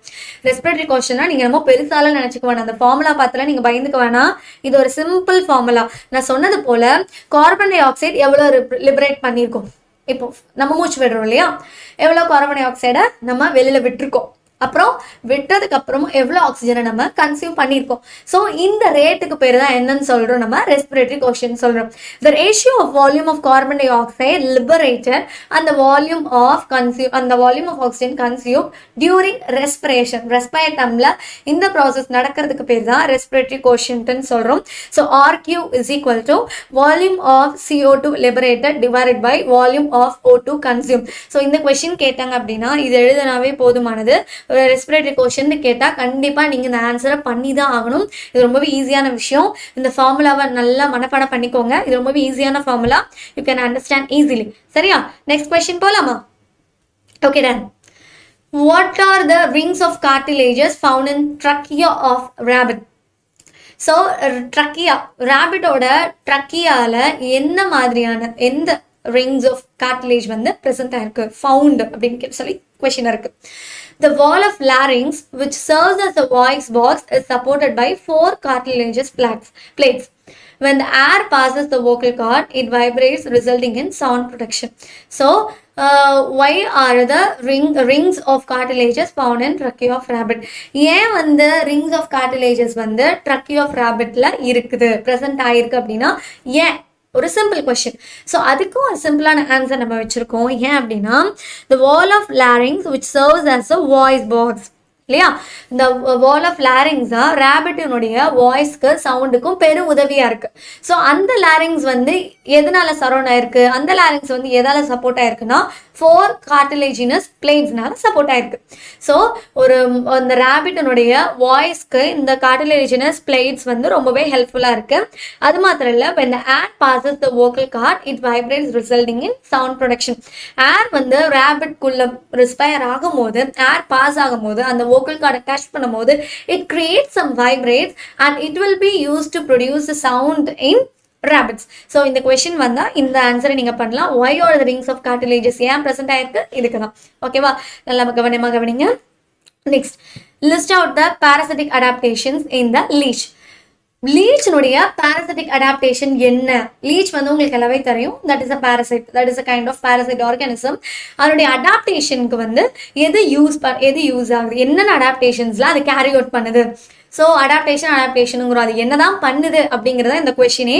So leeches led to a parasitic mode of life which by sucking the blood of vertebrateோட பிளட்டை suck பண்ணி தான் லீச் வந்து உயிர் வாழுது. இல்லையா? ஸோ அந்த பிளட்டை சக் பண்ணுறதுக்கு அதுக்கு என்னென்னலாம் யூஸ் ஆகுது, என்னென்ன அடாப்டேஷன்ஸ் அதுக்கு தேவைப்படுது அப்படின்னு நம்ம கேட்டிருக்கோம். ஸோ என்னென்ன அடாப்டேஷன்ஸ் நீங்கள் சொல்லுவீங்க? பிளட்டை சக்டு பை த ஃபேரிங்ஸ். நான் உங்களுக்கு முன்னாடி இந்த 2 மார்க்ஸ்லேயே இந்த கொஷினை உங்ககிட்ட நான் டிஸ்கஸ் பண்ணேன். ஸோ இது ரொம்ப இம்பார்ட்டண்ட்டான கொஷின் தான். ஸோ பிளட்டை எப்படி சக் பண்ணுது? ஃபேரிங்ஸ் மூலிமா. The anterior and posterior suckers are provided by which the animal attaches itself to the body of the host. So anterior and posterior suckers. So ஒரு லீச் இருக்குது அப்படின்னா எப்படி பிளட் சக் பண்ணும்? நம்ம மேலே வந்து உட்காந்து தான், சும்மா உட்காருமா அப்படி பிடிச்சிக்கும். லீச் யாராவது லீச் கடி வாங்கியிருக்கீங்களா? லீச் ஒரு வேளை வந்துச்சு அப்படின்னா பிடிச்சிக்கும். அது பிடிச்சி அந்த ஃபுல் பிளட்டையும் வந்து என்ன பண்ணிடும்? நம்மளோட உறிஞ்சிடும். அதுக்கு தேவையான பிளட் எல்லாம் உறிஞ்சிடும். சரியா? ஸோ அதனுடைய ஆன்டீரியர் அண்ட் போஸ்டீரியர் சக்கர்ஸ் தான் சக்கர்ஸ் அதில் ப்ரெசென்ட் ஆயிருக்கு. So anterior and posterior suckers தான் அந்த அனிமல் வந்து நம்ம உடம்புல அட்டாச் ஆகுறதுக்கு உதவி பண்ணுது. Second point, the 3 jaws inside the mouth causes a painless Y-shaped wound in the skin of the host. Mostly vertebrate வந்து லீச் வந்து நம்ம மேலே அட்டாச் ஆகுது அப்படின்னா வெர்டிபிரேட்ஸ் வந்து உணர்ந்துக்க மாட்டாங்க. ஏன் அப்படின்னா the 3 jaws inside the mouth causes a painless Y-shaped wound. ஒரு 3 jaws வந்து ப்ரெசென்ட் ஆயிருக்கு லீச்சில். அந்த ஜாஸ் வந்து மவுத்தில் ப்ரெசென்ட் ஆயிருக்கு. ஸோ நம்ம உடம்புல வந்து சக் பண்ணும்போது அந்த ஜாஸ் மூலியமா நம்மளுக்கு பெயின் வந்து கிரியேட் ஆகிறது இல்லை, ப்ரிவென்ட் பண்ணுது பெயின். ஸோ அதனால தான் லீச் வரும்போது கண்டிப்பாக நம்மளுக்கு உணரவே முடியாது, வெர்டிபிரேட்ஸ்னால உணர முடியாது. ஏன் அந்த ஜாஸ் அங்கே ப்ரெசென்ட் ஆயிருக்கு? ஃபார் எக்ஸாம்பிள், ஒரு ஹியூமன் பீயிங்க்கு மேலே வந்து லீச் உட்காருதுன்னு வச்சுக்கோங்களேன். அவங்களுக்கு வந்து பெயின் ஆகுது அப்படின்னா என்ன பண்ணுவாங்க? அந்த ஹியூமன் பீயிங் கண்டிப்பாக நம்ம என்ன பண்ணுவோம்? அந்த லீச்சை தட்டி விட்டுரும். அப்படி தட்டி விட்டுட்டா அந்த லீச்னால பிளட்டை சக் பண்ண முடியாது, உயிர் வாழ முடியாது பிளட்டை சக் பண்ணலன்னா. ஸோ பெயின் இல்லாமல் நம்ம உடம்புல போய் உட்காரணும் அப்படின்னா 3 jaws that is present inside the mouth that causes the painless white-shaped wound in the skin of the host. இதுதான் நீங்கள் எழுதணும். சரியா? The salivary glands produce hirudin which does not allow the blood to coagulate. So the continuous supply of blood is maintained. Next point ரொம்பவே இம்பார்ட்டண்ட்டான point தான். இந்த ஒரு பிளட்டில் வந்து ஏர் கலந்துருச்சு அப்படின்னா automatically it will be get clotted இல்லையா? ஸோ அப்படி கிளாட் ஆகும்போது என்ன நடக்கும்? கண்டிப்பாக சக்ஷன் நடக்காது. அப்போது என்ன நடக்குது அப்படின்னா லீச்சில் ஒரு salivary gland இருக்கு, that will produce an enzyme called hirudin. It will not allow the blood to be get coagulated. So blood வந்து ரொம்ப fluid-ஆவே இருக்கும், ஈஸியாக அதனால சக் பண்ணிக்க முடியும். So the continuous supply of blood is maintained. கண்டினியூவேஷனாக அந்த பிளட்டை வந்து சப்ளை ஆகும் அந்த லீச்சுக்குள்ள. So hirudin is very very important. Hirudin point நீங்கள் கண்டிப்பாக எழுதணும். அண்ட் பாராபடியா அண்ட் சீட்டே ஒரு ஆப்ஷன், பாராபடியாவும் சீட்டேவும் இருக்காது. ஸோ அதனால தான் பிளட் செக்ஷன் நடக்குது. Blood is stored in the crop. It gives nourishment to the leech for several months. So blood வந்து லீச்சினுடைய க்ராப்பில் store ஆகிக்கும். So it will give the nourishment to several months in leech. So there is no elaborate secretion of the digestive juices and enzymes. So இந்த question நல்லாவே புரிஞ்சிருக்கும்னு நான் நினைக்கிறேன். நல்லா note பண்ணிக்கோங்க இந்த பாயிண்ட்ஸ் எல்லாம். Definitely you should write these points when this question உங்களுக்கு பப்ளிக் எக்ஸாமுக்கு வரும்போது. ஓகேவா? நெக்ஸ்ட் கொஸ்டின் போலாமா? What causes the opening and closing of guard cells of stomata during transpiration? என்ன வந்து நடக்குது? ஒரு கார்ட் செல் வந்து ஸ்டொமேட்டோ வந்து ஓப்பன் ஆகும்போது க்ளோஸ் ஆகும்போது டிரான்ஸ்பிரேஷன் ப்ராசஸில் என்ன நடக்குது அப்படின்னு கொஸ்டின் இருக்கு. The general mechanism of stomatal movement is based on entry and exit of water molecules in guard cells. When the turgidity increases within the guard cell, the stomatal open. When the guard cells lose water, it becomes flaccid and stomata closes. So இது வந்து transpiration ப்ராசஸை பற்றின ஒரு question. So எப்படி வந்து plants வந்து டிரான்ஸ்பயர் பண்ணுது? So எப்படி அங்கே வேப்பர் நடக்குது, எவாப்ரேஷன் நடக்குது, ஒரு பிளான்ட்ல இருந்து எப்படி வாட்டர் வந்து வெளியில் வருது, எப்படி உள்ளே போகுது, இது எல்லாத்துக்குமே காரணம் என்ன? Stomatal movement. That means stomata. So stomata தான் இதுக்கு பெரும் உதவியாக இருக்கு. ஒரு பிளான்ட்ல ஸ்டொமேட்டோ ஓப்பனும் க்ளோஸும் ஆச்சுன்னா தான் அந்த பிளான்ட்ல டிரான்ஸ்பிரேஷனே நடக்கும். அது எப்படி ஓப்பன் ஆகுது அப்படின்னா when the turgidity increases. So ஒரு கார்ட் செல்ல turgidity இன்க்ரீஸ் ஆச்சு அப்படின்னா automatically the stomata will get open. When the guard cell lose water, அந்த கார்ட் செல்லுக்கு போதுமான அளவு வாட்டர் இருக்கு, பிளான்ட்ல இருந்து வாட்டரை வந்து நம்ம வெளியில கொண்டு போகணும் அப்படின்னா the guard cell will lose the water. இந்த ப்ராசஸ் உங்களுக்கு தெரியும். ஸோ அப்படி வந்து வாட்டர் வெளியில போகும்போது இட் பிகம்ஸ் ஃபிளாஜிட். ஸோ நார்மலான கண்டிஷனுக்கு வந்துடும். அதுக்கப்புறம் நார்மலான கண்டிஷனுக்கு வந்துருச்சு அப்படின்னா ஓப்பன் அனஸ்டோமேட்டா automatically it will get closed. So the general mechanism, it is a general mechanism that is called stomatal movement. It is based on entry and exit of water molecules in guard cells. Transpiration எதனால? Water மூமெண்ட்ஸ்னால தான், water மாலிகூல்ஸ்னால தான். So water moments அதில் எப்படி நடக்குது அப்படிங்கிறத பற்றினதான ஒரு கொஸ்டினும் அதுக்கான ஆன்சரும் தான் இது. ஓகேவா? இந்த கொஸ்டின் உங்களுக்கு புரிஞ்சிருக்கும்னு நம்புறேன். ஸோ அடுத்து trace the pathway followed by water molecules from the time it enters a plant root to the time it escapes into the atmosphere from a leaf. இந்த கொஸ்டின் பெருசாக தெரியுது, பட் இந்த கொஸ்டினில் ஒன்றுமே கிடையாது. ரொம்ப சிம்பிளான கொஸ்டின். ஒரு பிளான்ட்டுக்கு எப்படி நியூட்ரியன்ஸு வாட்டர் வந்து டிரான்ஸ்போர்ட் நடக்குது அப்படின்னு அந்த கொஸ்டின். எந்தெந்த வழியாக போகுது, எது ஃபஸ்ட்டு போகும், அதுக்கப்புறம் எங்கே போகும், அதுக்கப்புறம் எங்கே போகும். ஸோ இதுதான் நம்மளுக்குன்னு ஒரு வீட்டுக்குன்னு ஒரு ரூட் இருக்குல்ல, இந்த ஏரியாலேருந்து இந்த சந்தம், அந்த மாதிரி தான் ஒரு பிளான்ட்டுக்கு டிரான்ஸ்போர்டேஷன் எப்படி நடக்குது அப்படின்னு சொல்லி இந்த கொஸ்டின் நான் உங்களுக்கு கேட்டிருக்கேன். It is nothing but from the soil root hair வந்து நியூட்ரியன்ஸை அப்சர்வ் பண்ணிக்கும், வாட்டர் மாலிகூல்ஸை அப்சர்வ் பண்ணிக்கும், நியூட்ரியன்ஸை அப்சர்வ் பண்ணிக்கும். ரூட் ஹேர்லேருந்து கார்டெக்ஸ்க்கு it will be get transported and கார்டெக்ஸ்ல இருந்து it will move on to endodermis. So first சாயில்ல இருந்து வருது, அப்புறம் ரூட் ஹேருக்கு போகுது, அப்புறம் கார்டெக்ஸுக்கு போகுது, அப்புறம் எண்டோடர்மஸ்க்கு போகுது. எண்டோடர்மஸ்க்கு போனோடனே அடுத்து எங்க போகும்? பெரிசைக்கிள்க்கு. It will be move on to pericycle and in pericycle it will be get moved to xylem and from xylem it will be moved to stem and from stem finally it reaches the leaves. So அதனால தான் நம்மளுக்கு பல அழகாக leaves எல்லாம் கண்ணுக்கு தெரியுது. இந்த டிரான்ஸ்பிளேஷன் நடக்கலை, இந்த ப்ராசஸ் நடக்கலை, இந்த வழியாக நடக்கலை அப்படின்னா லீவ்ஸே இருக்காது. ஸோ டிரான்ஸ்போர்ட்டேஷனுக்கு இது பெரும் உதவியாக இருக்குது. இதுதான் அந்த பாத்வே. இந்த பாத்வே வந்து நல்லாவே நோட் பண்ணிக்கோங்க. இது ஒரு எக்ஸாமில் கூட உங்களுக்கு கேட்டிருந்தாங்க. ஸோ நல்லா நோட் பண்ணிக்கோங்க இந்த கொஸ்டினை. Next, describe the structure and working of the human heart. The heart is thick muscular organ located in the thoracic cavity. So, human heart ஓட ஸ்ட்ரக்சரையும் அதனுடைய மெக்கானிசத்தையும் வந்து அதனுடைய ஒர்க்கிங்கையும் கேட்டிருக்கேன் இல்லையா? ஸோ அதனுடைய ஆன்சர் என்ன? சிம்பிளாக நீங்கள் சொல்லிட்டு போயிடலாம்.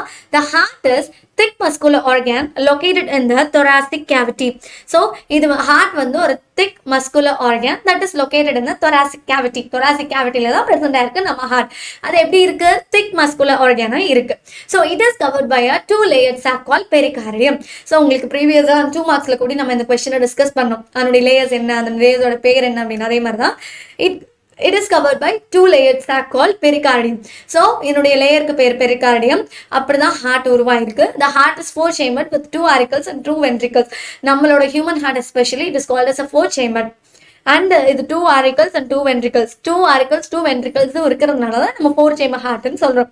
And right auricle receives deoxygenated blood from superior and inferior vena cava and passes to right ventricle. From right ventricles impure blood passes to pulmonary artery and reaches the lungs. So deoxygenated blood வந்து right auricle மூலமா right ventricleக்கு pass ஆகுது. அப்படி pass ஆகும்போது impure blood automatically it will be get passed to pulmonary artery.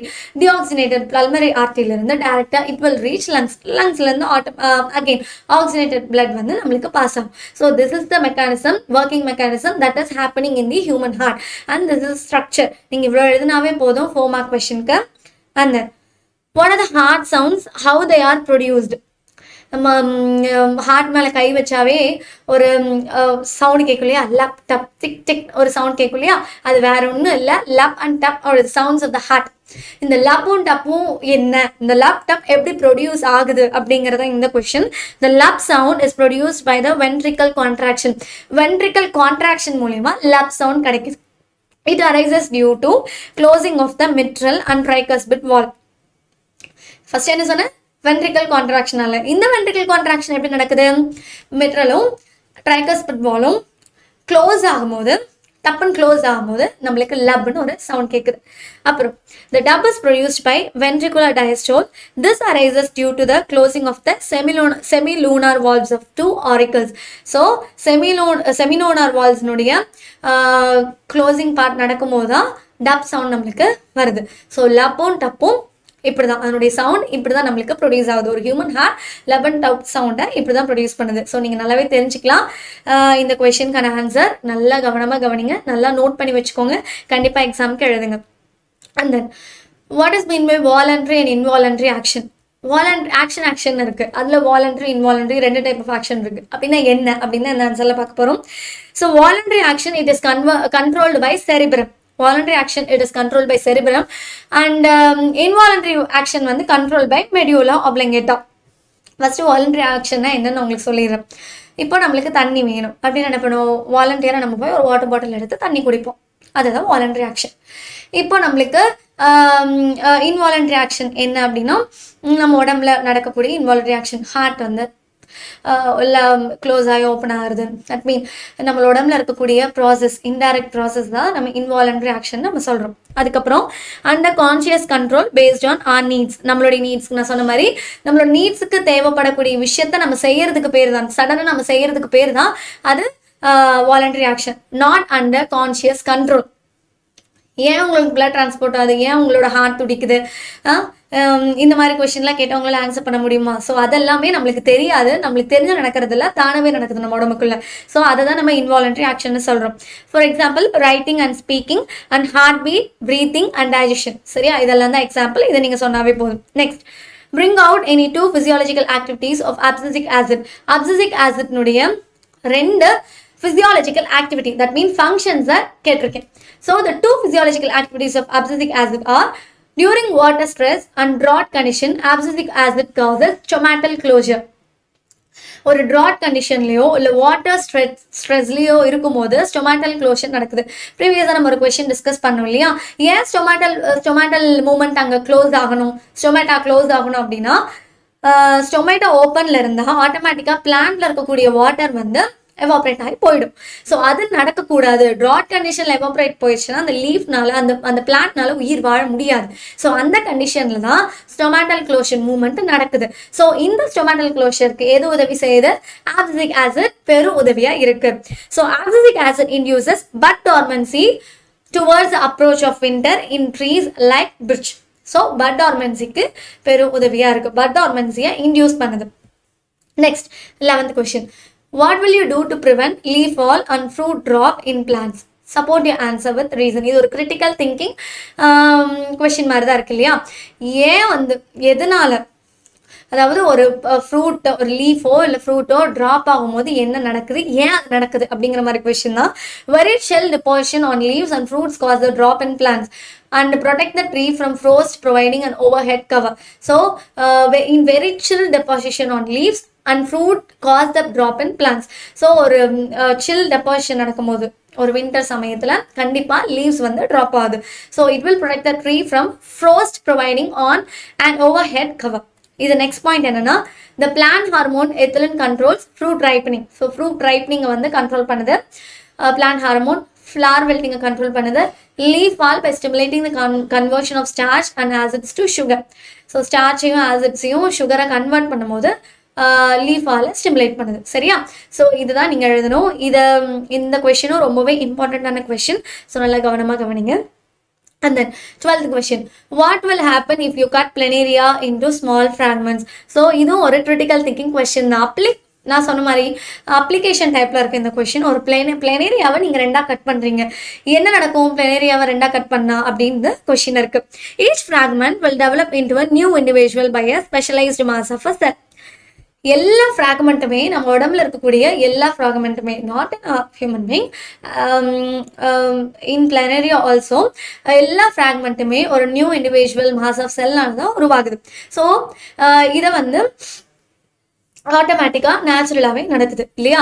So ஒரு ஃப்ராக்மெண்ட்டை வந்து நீங்கள் cut பண்ணிட்டீங்க அப்படின்னா, ஒரு பிளனரியாவே நீங்கள் துண்டாக கட் பண்ணிட்டீங்க அப்படின்னா, நீங்கள் எந்த துண்டாக கட் பண்ணுறீங்களோ அந்த துண்டுலேருந்து இன்னொரு செல் உருவாகி அதை வந்து ரீஃபில் பண்ணிடும். ஸோ அந்த ப்ராசஸை ரீஃபில் பண்ணிடும். ஃபார் எக்ஸாம்பிள் ஒரு பேப்பர் இருக்குது அப்படின்னா அதை கட் பண்ணிடுறீங்க, நீங்கள் கட் பண்ணி தூக்கி போட்டுடுறீங்க.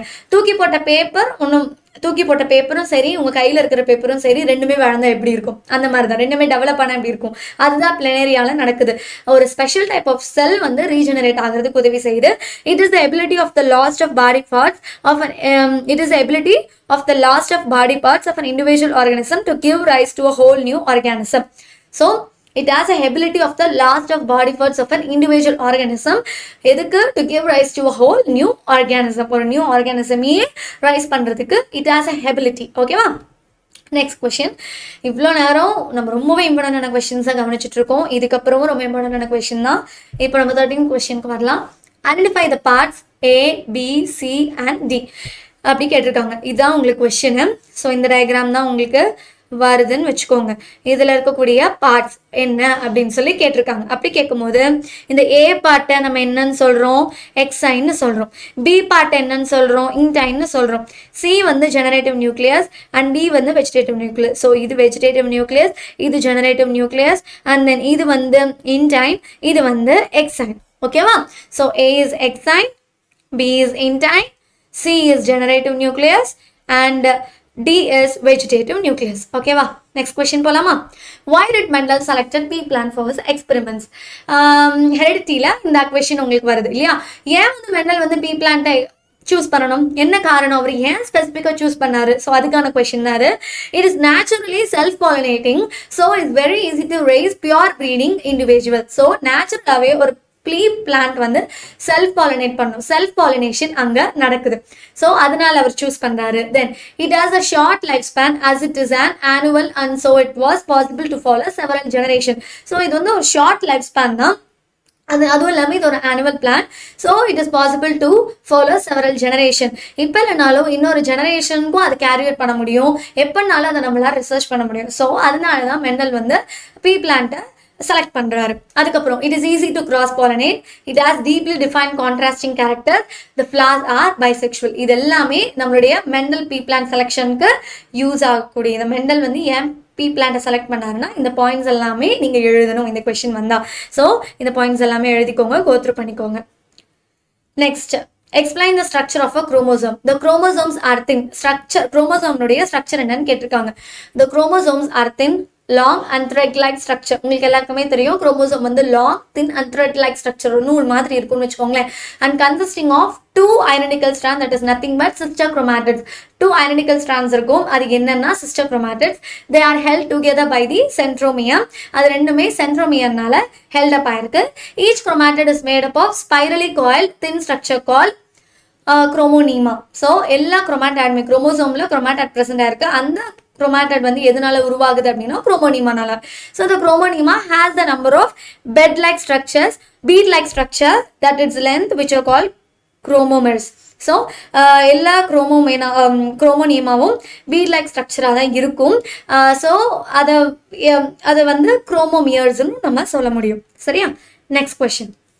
Define ethnobotany and write its importance. So இது ரொம்ப சிம்பிளான ஈஸியான கொஸ்டின், இம்பார்ட்டண்டான questions also.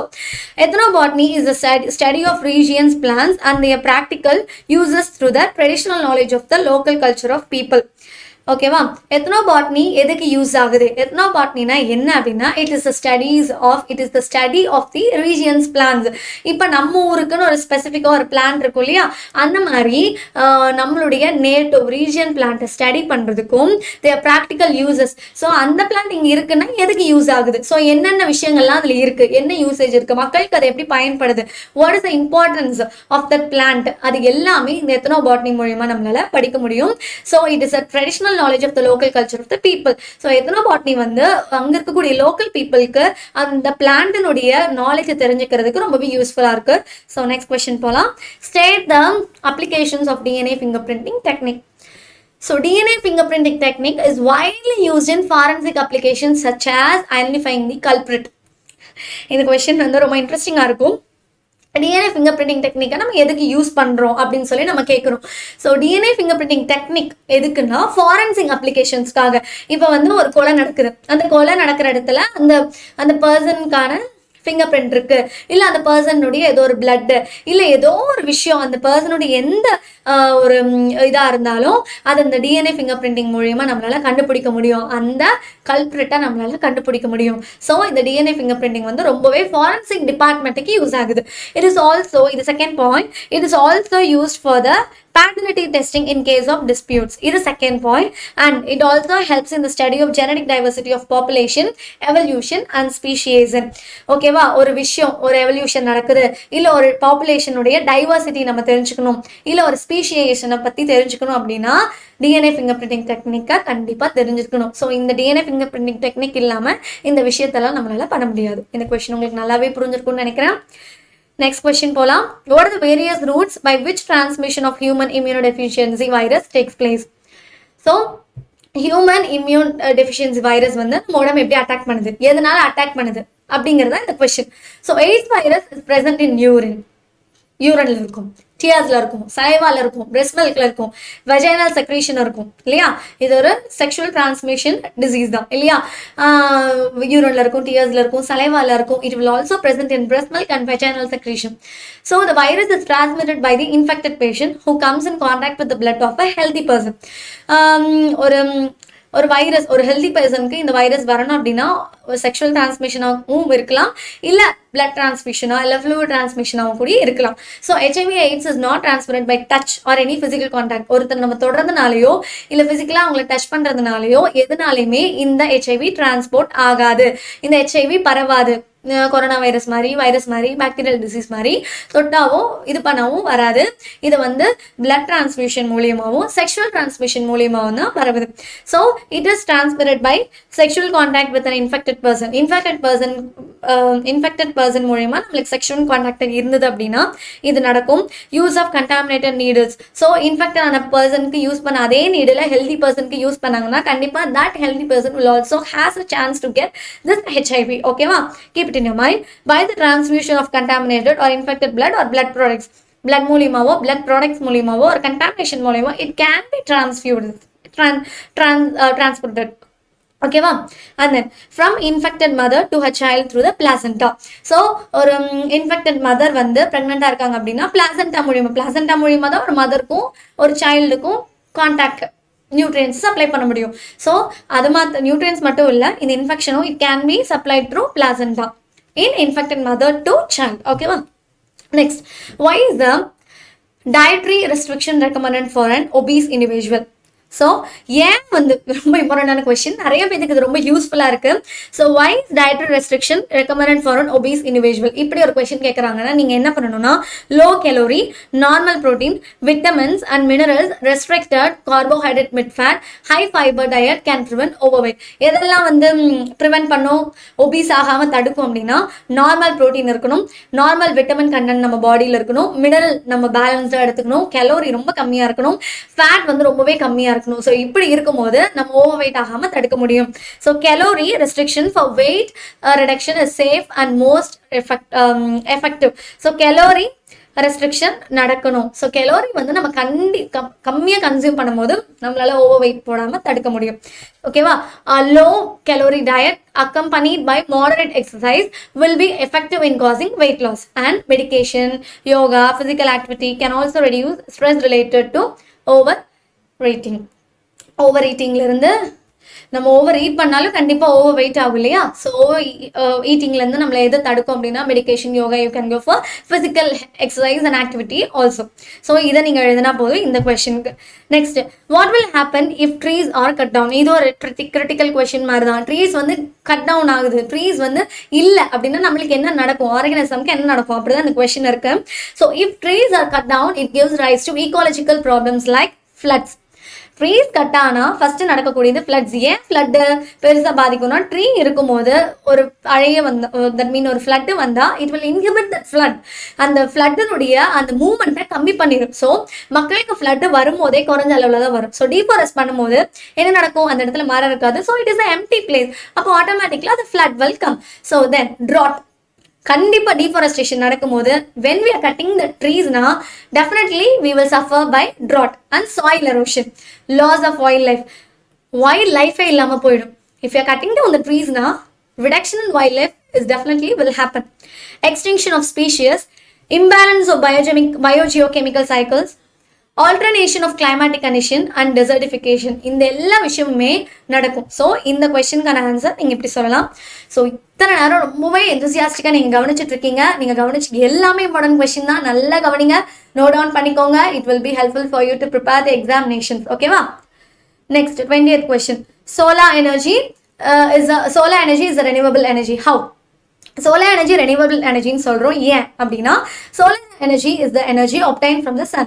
So solar energy that we can obtain only from the sun. அது உங்களுக்கு நல்லா தெரிஞ்சுக்கணும். So this is the first point. This energy resources is available in unlimited amount in nature. So இந்த solar energy உங்களுக்கே தெரியும், சன்னுடைய அந்த energy நம்மளுக்கு எங்க போனாலும் இருக்கு இல்லையா? So this energy resources is available in unlimited amount in nature and it can be renewed over a short period of time. ஓகேவா? and it can be renewed over a short period of time. It is inexpensive and can be harvested continuously. So it is inexpensive. நம்ம இதுக்காக ஒன்றும் expense பண்ண வேணாம் இல்லையா? டக்குன்னு நம்மளுக்கு solar energy வேணும்னா, இல்லை வெயில் ரொம்ப குளிருது, நம்மளுக்கு வெயில் வேணும், இல்லை ஹீட் வேணும் அப்படின்னா என்ன பண்ணுவோம்? வெளியில எழுந்திரிச்சு போவோம், கொஞ்ச நேரம் ஹீட் நம்மளுக்கு வேணும்னா நம்ம சோலார் எனர்ஜியை அப்சர்வ் பண்ணிக்குவோம் இல்லையா? அது நம்மளுக்கு அதுக்காக நம்ம எந்த எக்ஸ்பென்ஸுமே பண்ணுறதில்ல. ஸோ அதனால தான் it is renewable. So it can be renewed short period of time. இன்னைக்கு வெயில் இருக்கு, நாளைக்கு இருக்காது, அப்படி கிடையாது. இன்னைக்கும் சோலார் எனர்ஜி இருக்கும், நாளைக்கும் we get solar energy. So உங்களோட லைஃப் ஸ்பேன் ஃபுல்லுமே you will get this energy. So it is called as a renewable energy and it is harvested continuously. It can be harvested continuously. இதுதான் இந்த கொஸ்டினுக்கு நீங்கள் எழுதக்கூடிய answers. So இந்த கொஸ்டினை நல்லா கவனிச்சுக்கோங்க. இந்த என்விரான்மெண்டல் ஸ்டடீஸில் இந்த கொஸ்டினை நீங்கள் பார்க்கலாம். இது வரைக்கும் நம்ம 20 கொஸ்டின் பார்த்துருக்கோம், 25 மார்க்ஸ் பார்த்துருக்கோம், அண்ட் தென் 32 மார்க்ஸ் பார்த்துருக்கோம், 32 மார்க்ஸ் பார்த்துருக்கோம். This is more than enough for you to prepare your examination. இது எல்லாமே இம்பார்ட்டன்ட். இது மட்டும் படிங்கன்னு சொல்ல முடியாது. நீங்கள் நம்மளுடைய 10th புக் பேக்கில் இருக்கக்கூடிய எல்லா கொஷின்ஸுமே கோத்ரூ பண்ணுங்க, எல்லா கொஷினுமே படிங்க, எழுதி பாருங்க, நல்ல ஈஸியாக வந்து கான்சென்ட்ரேட்டிவாக படிங்க. கண்டிப்பாக வந்து உங்களோட மார்க்ஸ் ரொம்பவே நல்லா இருக்கும். நம்ம இவ்வளோ நேரம் 2 மார்க்ஸும் 4 மார்க்ஸும் டிஸ்கஸ் பண்ணியிருக்கோம். இதை மறந்துடாதீங்க. எந்த டவுட்ஸாக இருந்தாலும் யூ கேன் கான்டாக்ட் அஸ். இந்த கொஷின்ஸ் எல்லாம் திருப்பியும் கோத்ரூ பண்ணி பாருங்கள், நல்லா படிச்சுட்டே இருங்க. இந்த கொஷின்ஸ் எல்லாம் நான் சொன்னது எல்லாமே இம்பார்ட்டன்ட் தான். அது போக புக் பேக்கையும் ஃபோக்கஸ் பண்ணுங்கள். அது போக 1 மார்க்ஸ் இருக்க 1 மார்க்ஸ் கொஷினையும் நீங்கள் பாருங்கள். ஓகேவா?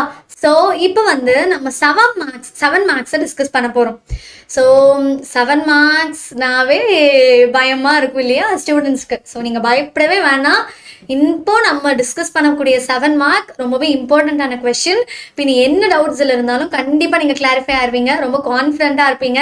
நல்லா கவனமாக கவனிக்கணும். நீங்கள் செய்ய வேண்டியது ஒரு நோட் எடுத்துக்கோங்க, ஒரு பென் எடுத்துக்கோங்க, நான் சொல்கிறத நோட் பண்ணிக்கோங்க. இஃப் யூ ஹேவிங் எனி டவுட்ஸ்னா நீங்கள் கிளியராக கவனிச்சாதான் you will be get clarified இல்லையா? Without concentration you can't be clarified. There is no clarification will happen. So நீங்க நல்லா கவனிச்சா மட்டும்தான் நீங்க நல்லா கிளாரிஃபை ஆக முடியும். ஸோ நல்லா கவனமாக கவனிங்க. ரொம்பவே இம்பார்ட்டன்ட் இந்த 7 மார்க் கொஸ்டின்ஸ். உங்களுடைய அந்த டோட்டல் அப்படியே ஜாலியாக தூக்கிடும், அப்படியே சட்டை தூக்கி விடும் அந்த 7 மார்க் கொஸ்டின். அதனால நீங்க என்னென்ன பாயிண்ட்ஸ் நீங்க எழுதணும், நீங்க எப்படி எழுதணும் அப்படிங்கிறது எல்லாமே உங்ககிட்ட நான் சொல்லிடுவேன். அதனால keep it in your mind. இப்போ நம்ம 7 மார்க் கொஸ்டினுக்கு போலாமா? எல்லாரும் கேட்குறீங்களா? எல்லாரும் கவனிக்கிறீங்களா? Okay, will move. Okay, first question. அப்பா நம்மளுக்கு ஆகாத கொஸ்டினுங்கிற மாதிரி இருக்குமே இதை பார்த்து. Exercise question, physical exercise question அப்படி கேட்டிருக்கு இல்லையா? So the irregular physical exercise is advisable for normal functioning of the human body. What are the advantages of practicing exercise in daily life? இதை வந்து நீங்கள் 10th எக்ஸாமில் மட்டும் நீங்கள் எழுத போகிறது இல்லை. இது உங்கள் life long it is useful for you to understand the concept. என்ன கான்செப்ட்? Exercise concept. எதுக்குப்பா எக்ஸசைஸ் பண்ணும் அப்படின்னு உங்கள்கிட்ட கொஸ்டின் கேட்குறாங்க. For what purpose we should do physical exercise அப்படின்னா நீங்கள் இந்தந்த பாயிண்ட்ஸ் எல்லாம் கண்டிப்பாக சொல்லணும். The advantages of practising exercise in daily life are as follows. சரிங்களா? இப்போ நான் சொல்லக்கூடிய பாயிண்ட் எல்லாமே நீங்கள் ஃபிசிக்கல் எக்ஸசைஸை ப்ராக்டிஸ் பண்ணதுனால வரக்கூடிய பெனிஃபிட்ஸ் தான். First point, the practicing exercise daily in our life make us feel happier. இந்த பாயிண்ட் ரொம்பவே டிஃப்ரெண்ட்டாக இருக்கும். நீங்கள் கண்டிப்பாக ஆனால் இதை நீங்கள் எழுதிதான் ஆகணும். ஏன் இதை வந்து நம்ம ரொம்ப இட் வில் ஃபீல் மோர் ஹாப்பியர்னா, நீங்கள் எக்ஸசைஸ் பண்ணும்போது உங்கள் பாடியில் ரிலாக்ஸேஷன் நடக்கும். ஸோ ஆட்டோமேட்டிக்காக வென் யூ ஆர் கெட்டிங் ரிலாக்ஸேஷன்னா உங்கள் மைண்டில் இருக்கக்கூடிய டிப்ரெஷன், ப்ரெஷர், ஸ்ட்ரெஸ்ஸு இது எல்லாமே போயிடும். இப்போவே பாருங்களேன், நீங்கள் 10th எக்ஸாமுக்கு வந்து பயங்கரமாக படிச்சுட்டு இருப்பீங்க. அதெல்லாம் என்ன ஆகும்? ஒழுங்காக சாப்பிட மாட்டீங்க, ஒழுங்காக தூங்க மாட்டீங்க, ரொம்ப ஸ்ட்ரெஸ்டாக இருப்பீங்க. கரெக்டாக? ஸோ இந்த ஸ்ட்ரெஸ்டான டைமுக்கு நீங்கள் என்ன பண்ணலாம்? You can go for physical exercise. நீங்கள் ஃபிசிக்கல் எக்ஸசைஸ் பண்ணும்போது your body movements will be get relaxed. So அங்கே ரிலாக்ஸ் ஆகும்போது நீங்கள் என்ன ஆகும்? கண்டிப்பாக உங்களோட மைண்ட் ஃப்ரீ ஆகும், ரொம்ப ஹாப்பியாக மாறிடுவீங்க. அதனால இந்த பாயிண்ட் இதுதான் நீங்கள் ஃபர்ஸ்ட் பாயிண்டாக சொல்லணும். And then it helps us with weight loss. ஏன் ஃபிசிக்கல் எக்ஸசைஸ் பண்ணணும்? ரெண்டாவது மெயின் பாயிண்ட், இப்போ ரீசெண்டாக எல்லாருமே ஃபிசிக்கல் எக்ஸசைஸ் பண்ணுறாங்க.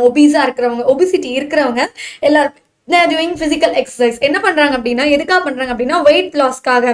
ஸோ தேவையில்லாத கொழுப்பு, தேவையில்லாத ஃபேட் அப்படி ஏதாவது இருந்தது அப்படின்னா வெயிட் லாஸ் ஆகும். தேவையில்லாத ஃபேட் எல்லாம் கரைஞ்சு போயிடும், அது வெளியில் போயிடும். ஸோ உங்கள் ஃபேட் கண்டென்ட் கம்மியாகும் போது ஆட்டோமேட்டிக்லி வெயிட் லாஸ் ஆகும்.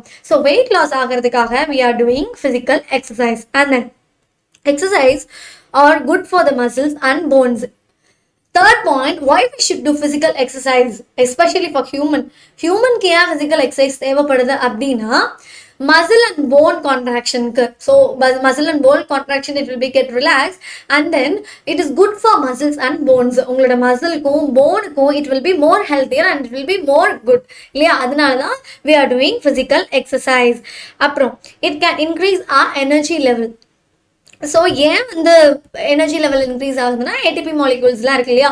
ஸோ நீங்கள் எக்ஸசைஸ் பண்ணும்போது உங்களுக்கு ஏடிபி ப்ராசஸ்லாம் நடக்கும். அப்போ எனர்ஜி இன்னும் ப்ரொடியூஸ் ஆகும், இன்னும் நீங்கள் எனர்ஜெட்டிக்காக இருக்கலாம். இப்போ ரொம்ப சோர்வாக இருக்கிறவங்க, தட் மீன் ஒர்க் பார்த்துட்டே இருந்து அழுத்து போகிறவங்களாம் என்ன பண்ணுவாங்க? கண்டிப்பாக எக்ஸசைஸ் பண்ணலாம். ஸோ பண்ணினாங்கன்னா கண்டிப்பாக எனர்ஜி லெவல் இன்க்ரீஸ் ஆகும். எனர்ஜி இன்க்ரீஸ் ஆகுச்சுன்னா நீங்கள் என்ன ஆயிடுவீங்க? எந்தூசியாஸ்டிக்காக ஆயிடுவீங்க. இப்போ டக்குன்னு உங்களுக்கு இந்த ரொம்ப நேரமாக நீங்களே இப்போ கிளாஸ் கவனிக்கிறீங்கன்னு வச்சுக்கோங்களேன். கிளாஸ் கவனிக்கிறீங்க, ஒரே இடத்துல இருக்கீங்க, ஸ்டாக்னண்டா இருக்கீங்க, ஒரு சுறுசுறுப்பு இல்லை அப்படின்னா நீங்கள் ஒரு சின்ன ஒரு ஸ்மால் ஃபிசிக்கல் எக்ஸசைஸை you can do at a time itself. அப்படி பண்ணும்போது your energy will get increase. அப்படி எனர்ஜி இன்க்ரீஸ் ஆகும்போது automatically you will come to enthusiastic level. எந்தூசியாசமாக எனர்ஜெட்டிக்காக ரொம்ப பவராக நீங்கள் மாறிடுவீங்க. ஸோ அதனால exercise is very useful and it can reduce the risk of chronic pain on chronic diseases. So இப்போ ஒரு சைல்டுக்கோ இல்லை ஒரு யங்கர் ஸ்டேஜில் இருக்கக்கூடிய ஹியூமன் பீயிங்க்கு க்ரானிக் பெயின், க்ரானிக் டிசீஸ்லாம் ரொம்ப ரேர். ஃபார் எக்ஸாம்பிள் ஒரு 40 ஏஜுக்கு மேலே ஒரு ஹியூமன் பீயிங் தே ஆர் கோயிங்னா they are out of the age of 40னா என்ன நடக்கும்? உங்களுக்கு automatically they'll get pain, chronic pain, கை வலி, மூட்டு வலி. உங்கள் வீட்டில் பாட்டிங்களாம் சொல்லுவாங்களே, எங்களுக்கு மூட்டு வலிக்குது, கை வலிக்குது. அந்த மாதிரி க்ரானிக் பெயின்க்கு, க்ரானிக் டிசீஸ்க்கு ஃபிசிக்கல் எக்ஸசைஸ் ஒரு பெரிய medication. So physical exercise can be recommended for these chronic pain and chronic disease for the adults. ஓகேவா? And it can keep our skin, brain healthy and memory. It can keep our skin, brain and health and memory. நம்மளுடைய ஸ்கின்னையும், நம்மளுடைய பிரெயினையும், நம்மளுடைய ஹெல்த்தையும், நம்மளோட மெமரியும் ரொம்ப கான்ஷியஸாக வச்சுக்கும். நம்மளுடைய physical exercise ரொம்ப சுறுசுறுப்பாக, ரொம்ப கான்சென்ட்ரேட்டிவாக நம்மளால் இருக்க முடியும். நம்ம ஸ்கின் ரொம்ப ஹெல்த்தியாக இருக்கும், நம்ம பிரெயின் ரொம்ப ஹெல்த்தியாக இருக்கும், நம்மளுடைய மெமரி ரொம்ப ஹெல்த்தியாக இருக்கும். நம்மளுடைய memory power it will be get increased, it will be very conception. So அதனால இந்த physical exercise it is very important. So exercise can help with relaxation and quality sleep. Exercise பண்ணுறதுனால நம்மளால நல்லா தூங்க முடியும். நல்லா தூங்கணும்னா ஆட்டோமேட்டிக்காக என்ன நடக்கும்?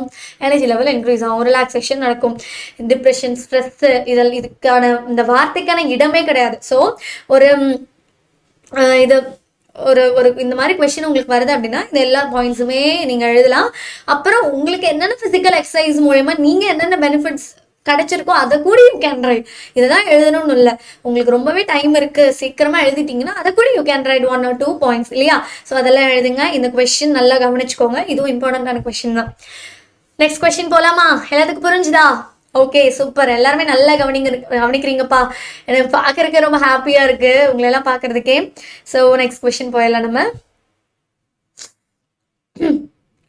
What are the effects of hybrid vigour in animals?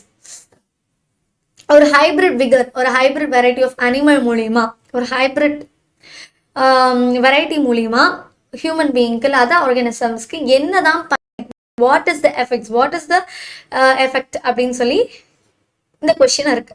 அதுக்கு நீங்க என்ன எழுதுவீங்க? The superiority of the hybrid obtained by cross breeding is called heterosis or hybrid vigor. அதுக்கு நீங்க ஃபர்ஸ்ட் என்ன எழுதணும்னா, அந்த டெஃபினிஷன்ல ஃபர்ஸ்ட் நீங்க என்ன கொடுக்கணும்னா, what is mean by hybrid விகர்னு கொடுக்கணும். ஹைபிரிட் விகர்னா என்ன? ஹைபிரிட் விகர்னா என்னன்னு நான் உங்களுக்கு சொன்னேன். It is obtained by cross breeding.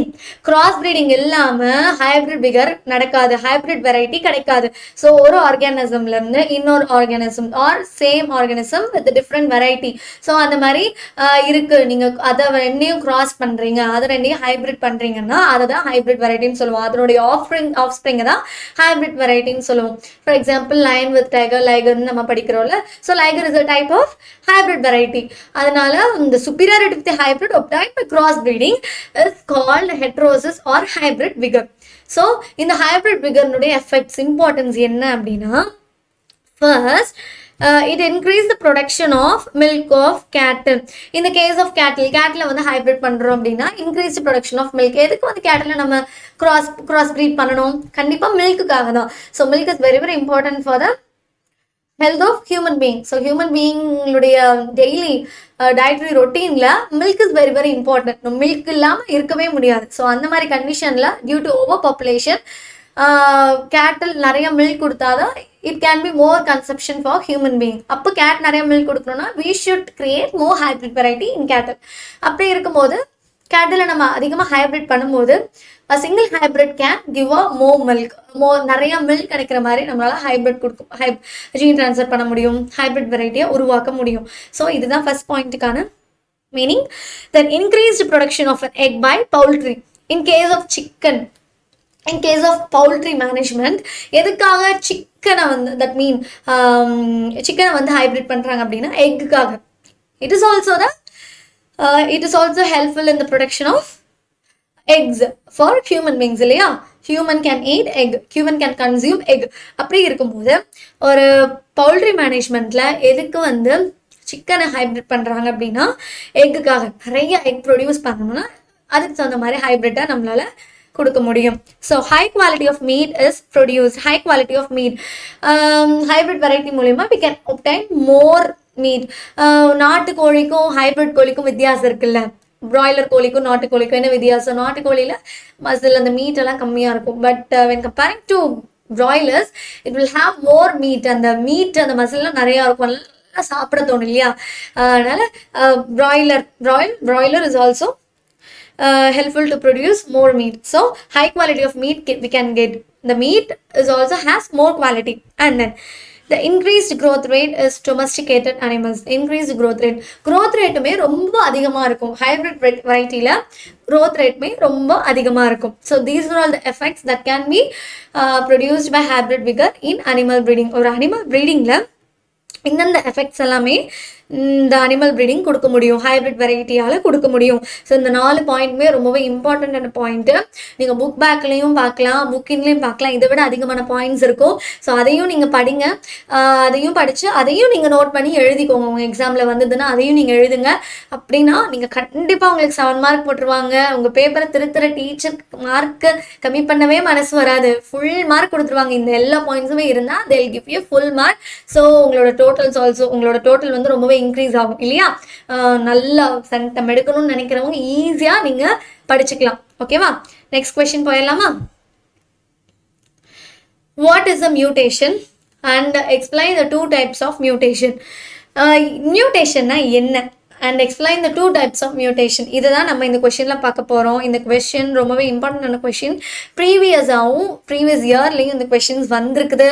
அதனால கவனமா கவனிங்க. இந்த கொஸ்டினோட நோட்ஸை கண்டிப்பா நோட் பண்ணி வச்சுக்கோங்க. ஏன் அந்த மியூட்டேஷன் நடக்குது, எந்தெந்த டைப் ஆஃப் மியூட்டேஷன் இருக்கு, மியூட்டேஷன்னா என்ன அப்படிங்கறத we are going to see in this question. The mutation is an inheritable sudden change. The mutation is an inheritable sudden change in the genetic material of the organism. ஒரு organism இருக்கு அப்படின்னா இன்ஹெரிட்டபிளா ஒரு sudden change நடக்குது அப்படின்னா that is called as a mutation. Sudden change நடக்கும். அதுக்கப்புறம் இப்போ ஒரு எக்ஸாம்பிள் சொல்றேன். நம்மளுக்கு இப்போ ஒரு புண்ணு வருது, ஆனா கொஞ்ச நாள்ல அந்த புண்ணு மறைஞ்சு போயிடும், அந்த புண்ணு சரியாயிடும். அது அந்த சடன் சேஞ்சை நீங்க மியூட்டேஷன் சொல்லுவீங்களா? இல்ல, பெர்மனண்டா நடக்கக்கூடிய சேஞ்ச். சடனாகவும் இருக்கும், அட் த சேம் டைம் அது பெர்மனண்டாகவும் இருக்குது அப்படின்னா அதை தான் நம்ம மியூட்டேஷன் சொல்கிறோம். ஃபார் எக்ஸாம்பிள் ஹியூமன் பீயிங் வந்து ப்ரைமேட்லேருந்து எவல்யூட் ஆயிருக்காங்க இல்லையா? So this is a kind of mutation. So this is also called as a mutation. So inheritable sudden change in the genetic material. Genetic material என்ன? DNA. அந்த DNA you should right. So in the genetic material of the organism, so this is called as a mutation. Mutation are broadly classified into chromosomal mutation and gene mutation. So we are having two types of mutation. Mutation can be classified into two types, that is nothing but chromosomal mutation and gene mutation. Chromosomal mutation na enna, adனுடைய types enna, gene mutation na enna, அதனுடைய effect என்ன, இது எல்லாம் தான் நம்ம அடுத்த ஸ்லைட்ஸில் பார்க்க போகிறோம். நல்லா கவனிங்க. What is mean by chromosomal mutation? So the sudden change in the structure or number of chromosomes is called chromosomal mutation. The sudden change in the structure or number of chromosomes, chromosomes-ல நடக்கக்கூடிய மியூட்டேஷனுக்கு பேர் தான் chromosomal mutation. The mutation that causes the chromosome changes in the number of chromosomes are structure of the chromosome. Structure of the chromosomes-ல அந்த thin thread like structure-னு சொன்ன, அது thin layer-னு சொன்ன. So இந்த ஸ்ட்ரக்சர்ல ஏதாவது difference நடக்குது, ஏதாவது சேஞ்சஸ் நடக்குது, சடனா நடக்குதுன்னா அதை நம்ம we can say it as a chromosomal mutation. This result in நடந்துருச்சு, குரோமோசோமல் மியூட்டேஷன் ஒரு ஆர்கானிசம்ல நடந்துருச்சு. What will happen after that chromosomal mutation? அந்த ஆர்கானிசமுக்கு what are the effect that can be faced by that organism அப்படின்னா, the change in the structure of chromosomes. The structure of chromosome வந்து மாறும். நான் சொன்ன மாதிரி ஸ்ட்ரக்சர் ஆஃப் குரோமோசோம்ல changes நடக்கும். The structural changes occur due to errors in cell division. Structure change ஆகும்போது ஆட்டோமேட்டிக்கா the cell division will be get affected. So the structural changes occur due to errors in the cell division. ஏன் cell division, ஏன் structural change ஆகுது அப்படின்னா, structure morphological changes நடக்குது அப்படின்னா cell division affect ஆனா மட்டும்தான். cell divisionல if we are having any problem na, cell சரியா divide ஆகல, இல்ல அதிகமா டிவைட் ஆயிருச்சு, இல்ல வேற மாதிரி டிவைட் ஆயிருச்சு, வேற மாதிரி ஃபார்ம்ல இருக்குன்னா கண்டிப்பா அங்க we can see structural changes. ஓகேவா? அதனால குரோமோசோமல் மியூட்டேஷன்ல structural changes நடக்குது due to the errors in cell division. So the changes in the number and arrangement of genes takes place as a result of deletion, duplication, inversion and translocation in chromosomes. So இப்போ நம்ம structural changesனா என்னன்னு பார்த்தோம். What is mean by changes in number of chromosome? chromosomal numberல என்ன changes நடக்கும் அப்படின்னா, it is a result of deletion. அங்க ஏதாவது deletion நடக்குது, அங்க ஒரு gene delete ஆகுது, அங்க ஒரு code delete ஆகுது, அங்க ஒரு chromosome இது change ஆகுது, அது duplicate ஆகுது. இந்த gene it is responsible for this process. For example, in amino acid it will code for protein. அந்த amino acid it should code for that respective protein. அது வேற எங்கேயாவது கோட் பண்ணி வேற ஏதாவது ப்ராடக்ட்டை ப்ரொடியூஸ் பண்ணுச்சுன்னா that is also called as a mutation. அதே மாதிரி தான் இங்கேயும் நடக்குது. changes in the number and arrangement of genes takes place as a result of deletion. அங்கே ஏதாவது டெலிட் ஆகுது, அங்கே ஏதாவது டூப்ளிகேட் ஆகுது, இல்லை தேவையில்லாமல் எங்கேயோ இருக்கிற ஒரு கோடு இல்லை எங்கேயோ இருக்கிற ஒரு செக்மெண்ட் வந்து இன்சர்ட் ஆகுது, இல்லை டிரான்ஸ்லோகேட் ஆகுது, அதனுடைய ப்ராசஸையே டிரான்ஸ்லோகேட் பண்ணிக்குது, அதனுடைய தன்மையவே உருமாற்றிக்குது அப்படின்னா அதை தான் நம்ம குரோமோசோமல் சேஞ்சஸ் இன் நம்பர் அப்படின்னு சொல்கிறோம். இது நல்லாவே உங்களுக்கு புரிஞ்சிருக்கும்னு நம்புகிறேன். இந்த ப்ராசஸ் தான் நீங்கள் கண்டிப்பாக எழுதிதான் ஆகணும். இதை நீங்கள் எழுதினாதான் you will get good mark and full mark. Okay. And then changes in number of chromosomes. They involve addition or deletion in the number of chromosomes present in a cell and it is called as a ploidy. ஓகேவா? நான் ஏற்கனவே சொன்ன மாதிரி changes in number of chromosome வந்து two types of changes அங்கே நடக்குது. அது என்ன நடக்குது அப்படின்னா ப்ளாய்டின்னு சொல்கிறோம். அந்த ப்ளாய்டியில் 2 டைப் இருக்குது. அந்த டைப்ஸை நம்ம ப்ரையராக பார்க்கலாம். ஃபஸ்ட்டு ப்ளாய்டி நம்ம என்னன்னு சொல்கிறோம் அப்படின்னா யூப்ளாய்டி அப்படின்னு நம்ம சொல்லுறோம். So what is mean by euploidy? What is mean by euploidy? It is the condition in which the individual bears more than the usual number. For example, நீங்க வந்து இப்போ ஒரு இட்லி தான் சாப்பிட்றீங்க, ஆனால் திடீர்னு நீங்கள் 10 இட்லி சாப்பிட்றீங்க அப்படின்னா அது ஒரு சேஞ்ச், உங்களோட பிஹேவியரல் சேஞ்ச், உங்களுடைய ஃபிசிக்கல் சேஞ்சுன்னு சொல்ல முடியாது, உங்களுடைய சேஞ்ச் இல்லையா? ஸோ அந்த மாதிரி தான் சடனாக ஒரு குரோமோசோமல் நம்பர் வந்து இன்க்ரீஸ் ஆகுது அப்படின்னா அது euploidy condition we can say. If an individual has 3 haploid sets of chromosomes, the condition is called triploidy. If an individual has 3 haploid sets of chromosome, so ஒரு the individual has 3 sets of chromosome அப்படினா the condition that is called as a triploidy. So triploid plants or animals are sterile. The triploid plants or animals are sterile. அவங்களால மேற்கொண்டு reproduction ப்ராசஸ்க்குள்ளே enter ஆகவே முடியாது. அவங்களால reproduce பண்ண முடியாது, ஆஃப்ரிங்ஸ் produce பண்ண முடியாது, அடுத்த ஜென்ரேஷனுக்கு போக முடியாது. ஸோ ஒரு ஆர்கானிசம்ல ட்ரைப்ளாய்டு கண்டிஷன் இருக்குது அப்படின்னா அவங்களால மேற்கொண்டு ரீப்ரொடக்ஷன் நடக்காது. So they are sterile, totally they are sterile. So இந்த யூப்ளாய்டு என்னென்ன எஃபெக்ட்ஸ் கொடுக்குது?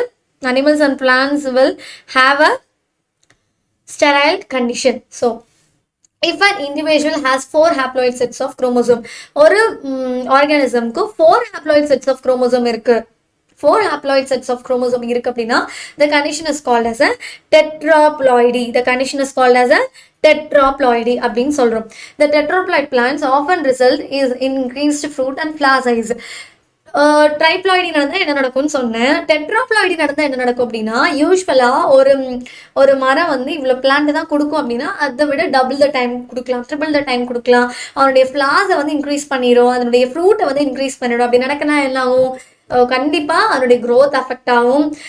என்ன நடக்கும்? நிறைய பிரச்சனைகள் கொண்டு வரலாம். தட் மீன்ஸ் சீக்கிரமாக ஒரு மரமே இருக்குன்னா ரொம்ப அதனுடைய தன்மைக்கு மீறி ஃப்ரூட்ஸு, லீவ்ஸு அதெல்லாம் நடக்குது அப்படின்னா ஆட்டோமேட்டிக்லி அது சாஞ்சிடும் இல்லையா? என்றைக்குமே லிமிடேஷன்ஸை க்ராஸ் பண்ணக்கூடாது எந்த ஆர்கனிசமாக இருந்தாலும். ஸோ டெட்ராப்ளாய்டி கண்டிஷனில் கண்டிப்பாக limitations will get affected. So யூப்ளாய்டியில் டெட்ராப்ளாய்டி டைப்பில் என்ன நடக்குது அப்படின்னா it is often result in the increased fruit and flower size. ஓகேவா? உங்களுக்கு நல்லா அண்டர்ஸ்டாண்ட் பண்ணிக்கிறீங்களா? நான் சொல்கிறத எல்லாரும் ரொம்ப எனர்ஜெட்டிக்காக தான் கவனிக்கிறீங்களா? ஓகே, சூப்பர், நான் நம்புகிறேன். அடுத்த பாயிண்ட்டுக்கு போயிடலாம், சீக்கிரமாக வேகமாக போயிடலாம். அடுத்த பாயிண்ட் என்ன இருக்குது அப்படின்னு. ஓகேவா? எல்லாம் நோட் பண்ணிட்டு இருக்கீங்கல்ல? Okay, super. Then aneuploidy. யூப்ளாய்டியில் ஆனியூப்ளாய்டி கண்டிஷன் இருந்தது அப்படின்னா என்ன நடக்கும்னா it is a loss or gain of 1 or more chromosomes in a set. ஒரு செட்டில் இருந்து ஒரு chromosome maybe it can be deleted or it can be gained. அப்படி நடக்குது அப்படின்னா that condition is called as an ஆனியூப்ளாய்டி.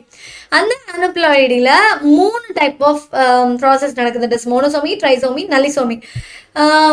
ஒரு ஆர்கானிசம்க்கு ஒரு குரோமோசோம் டெலிட் ஆகுது, ஒரு செட் ஆஃப் குரோமோசோம் டெலிட் ஆகுது அப்படின்னா that is called as a monosomy. 2n minus 1 that is called as a monosomy. ட்ரைசோமினா என்ன? 2n+1. ஸோ ட்ரைசோமினா ஒரு ஆர்கானிசம்க்கு அடிஷன் நடக்கிறதுக்கு பேர் தான் என்னது? ட்ரைசோமி. ஸோ ஆட் ஆகுது, ஒரு குரோமோசோம் செட் வந்து ஆட் ஆகுது அப்படின்னா அது ட்ரைசோமி. இது நலிசோமி, இது ரெண்டுமே கிடையாது. நலிசோமியில் என்ன நடக்குன்னா 2 தான் இருக்குன்னா ஒன்று அது ரெண்டுமே இருக்கும், இல்லை ரெண்டுமே இருக்காது. ஸோ இதுக்கு அந்த ரெண்டுமே இல்லை நியூட்ரலாக இல்லாமல் போகிறதுக்கு தட் மீன் அந்த 2 குரோமோசோம் செட்டுமே டெலீட் ஆகிறதுக்கு பேர் தான் called as நல்லிசோமி. So monosomy, trisomy, nullisomy, these are the 3 conditions that we can see in an aneuploidy. Are you understanding my words, students? Okay, super. அடுத்த பாயிண்ட்டுக்கு போகலாம். அப்புறம் என்ன நடக்குது அப்படின்னா டவுன் சிண்ட்ரோம். ஸோ இந்த யூப்ளாய்டினால நம்மளுக்கு என்ன நடக்குது அப்படின்னா டவுன் சிண்ட்ரோம் டிசீஸ் வந்து அஃபெக்ட் ஆகுது. It is one of the commonly known aneuploidy condition. நான் ஆனியூப்ளாய்டுனா என்ன சொன்னேன்? It can be added, it can be deleted or ஆடும் ஆகாமல் டெலிட்டும் ஆகாமல் இருக்கிறது, அதுதான் ஆனியூப்ளாய்டி கண்டிஷன். சாரி, எல்லாமே டெலிட் ஆகுறது, எல்லா குரோமோசோம் செட்டுமே டெலிட் ஆகுறது. ஸோ அதுதான் நம்ம ஆனியூப்ளாய்டியில் கண்டிஷனாக பார்த்துட்டு வரோம். So it is one of the commonly known aneuploid condition in man. Down syndrome வந்து வேற ஏதோ அனிமலுக்கு நடக்கக்கூடிய ஒரு பிரச்சனை கிடையாது. இது மேனுக்கான ஒரு பிரச்சனை தான், மேனுக்கு நடக்கக்கூடிய விஷயம்தான். சரியா? It is the genetic condition in which there is an extra copy of chromosome 21. It is a genetic condition in which there is an extra copy of chromosome. குரோமோசோம்னுடைய காப்பி ஆட் ஆகுறதுனால தான் டவுன் சிண்ட்ரோம் நம்மளுக்கு வருது. சரியா? It is associated with mental retardation. So இந்த பாயிண்ட்டுமே ரொம்ப இம்பார்ட்டண்டான பாயிண்ட். ஏன் அப்படின்னா டவுன் சிண்ட்ரோம் சொல்கிறோம், டவுன் சிண்ட்ரோம் அந்த பாயிண்ட்டை நம்ம கொடுத்ததுக்கப்புறம் we should also explain what are all the effect that is faced by human beings in the presence of Down syndrome disease-னா நீங்கள் கண்டிப்பாக இந்த பாயிண்ட்ஸ் எல்லாம் you should deliver. ஓகேவா? It is associated with mental retardation. It is associated with mental retardation. Mental first point நீங்கள் சொல்லிக்கலாம். அப்புறம் delay development, mental retardant ஆகிடும். டோட்டலாக அந்த பர்சனுடைய அந்த மென்டல் கெப்பாசிட்டியே மாறி போயிடும், அவங்களுடைய பிஹேவியர் மாறிடும். அவங்க நார்மல் ஹியூமன் பீயிங் மாதிரியே இருக்க மாட்டாங்க. இப்போ ஒரு பர்சனுக்கு டவுன் சிண்ட்ரோம் வருதுன்னா they will not be like normal human being. அவங்களுக்கு கண்டிப்பாக ஏதோ ஒரு ப்ராப்ளம் இருக்கும், மென்டல் ப்ராப்ளம் இருக்கும். அதுக்கப்புறம் டிலேட் டெவலப்மெண்ட், எல்லா development it will be get delayed. So இந்த டைம் நம்மளுக்கு இது டெவலப் ஆகணும் அப்படின்னு இருக்குன்னா அது கண்டிப்பாக நடக்காது. ஸோ டிலே டெவலப்மெண்ட் நடக்கும்.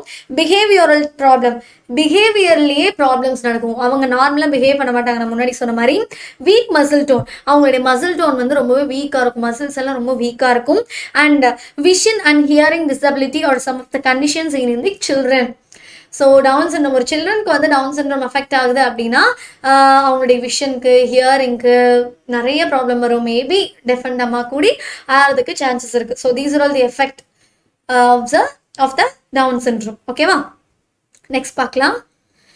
Gene or point mutation, it is a second type of mutation இல்லையா? ஃபர்ஸ்ட் நம்ம என்ன மியூட்டேஷன் பார்த்தோம்? குரோமோசோமல் மியூட்டேஷன் பார்த்தோம். ஜீன் ஆர் பாயிண்ட் மியூட்டேஷன் வந்து second type of mutation. So gene mutation is in the changes occurring in the nucleotide sequence of a gene. Gene மியூட்டேஷன்னா என்னென்னா, ஜீனில் ஏதாவது ப்ராப்ளம் நடக்குது. இப்போ குரோமோசோமில் ஒரு ப்ராப்ளம் நடக்குதுன்னா, ஒரு மியூட்டேஷன் நடக்குதுன்னா, that we can say as a chromosomal mutation.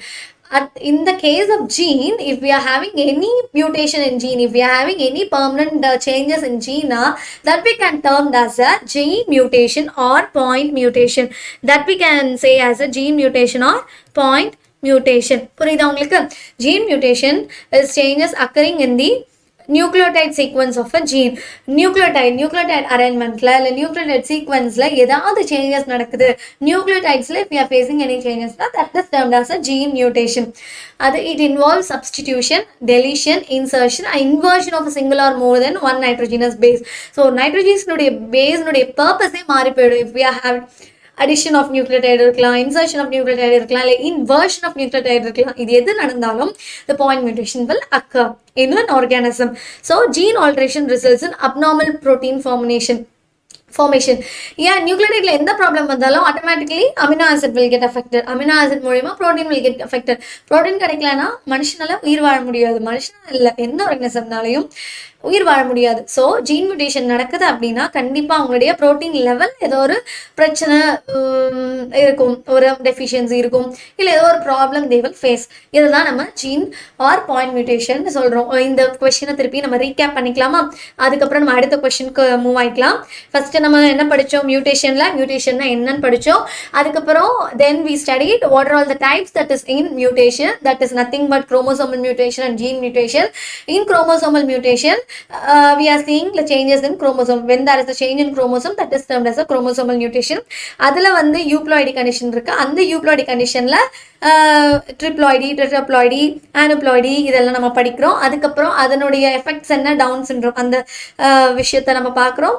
அதுக்கப்புறம் செகண்ட் டைப் ஆஃப் மியூட்டேஷன் பார்க்குறோம், ஜீன் மியூட்டேஷன். அதோடைய எஃபெக்ட் என்ன, ஜீன் மியூட்டேஷன் என்னன்னு நம்ம பார்த்தோம் இல்லையா?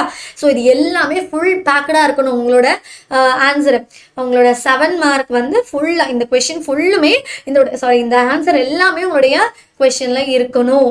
நீங்கள் கண்டிப்பாக நீங்கள் எழுதுறீங்க அப்படின்னா இது எல்லாமே நீங்கள் எழுதியிருக்கணும். ஓகேவா? இதெல்லாம் எழுதிங்கனாவே கண்டிப்பாக உங்களுக்கு ஃபுல் மார்க் போட்டுருவாங்க.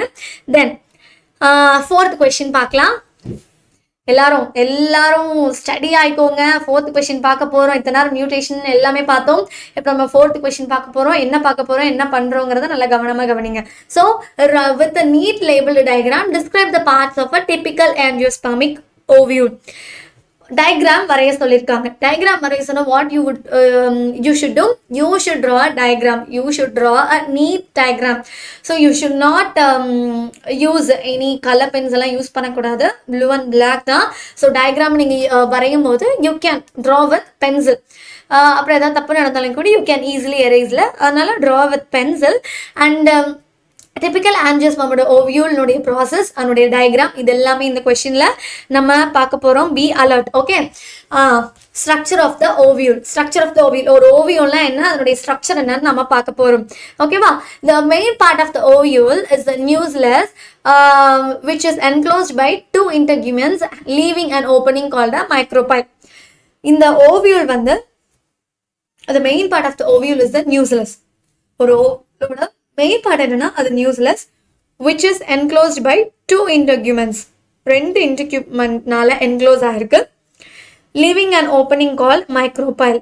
சரியா?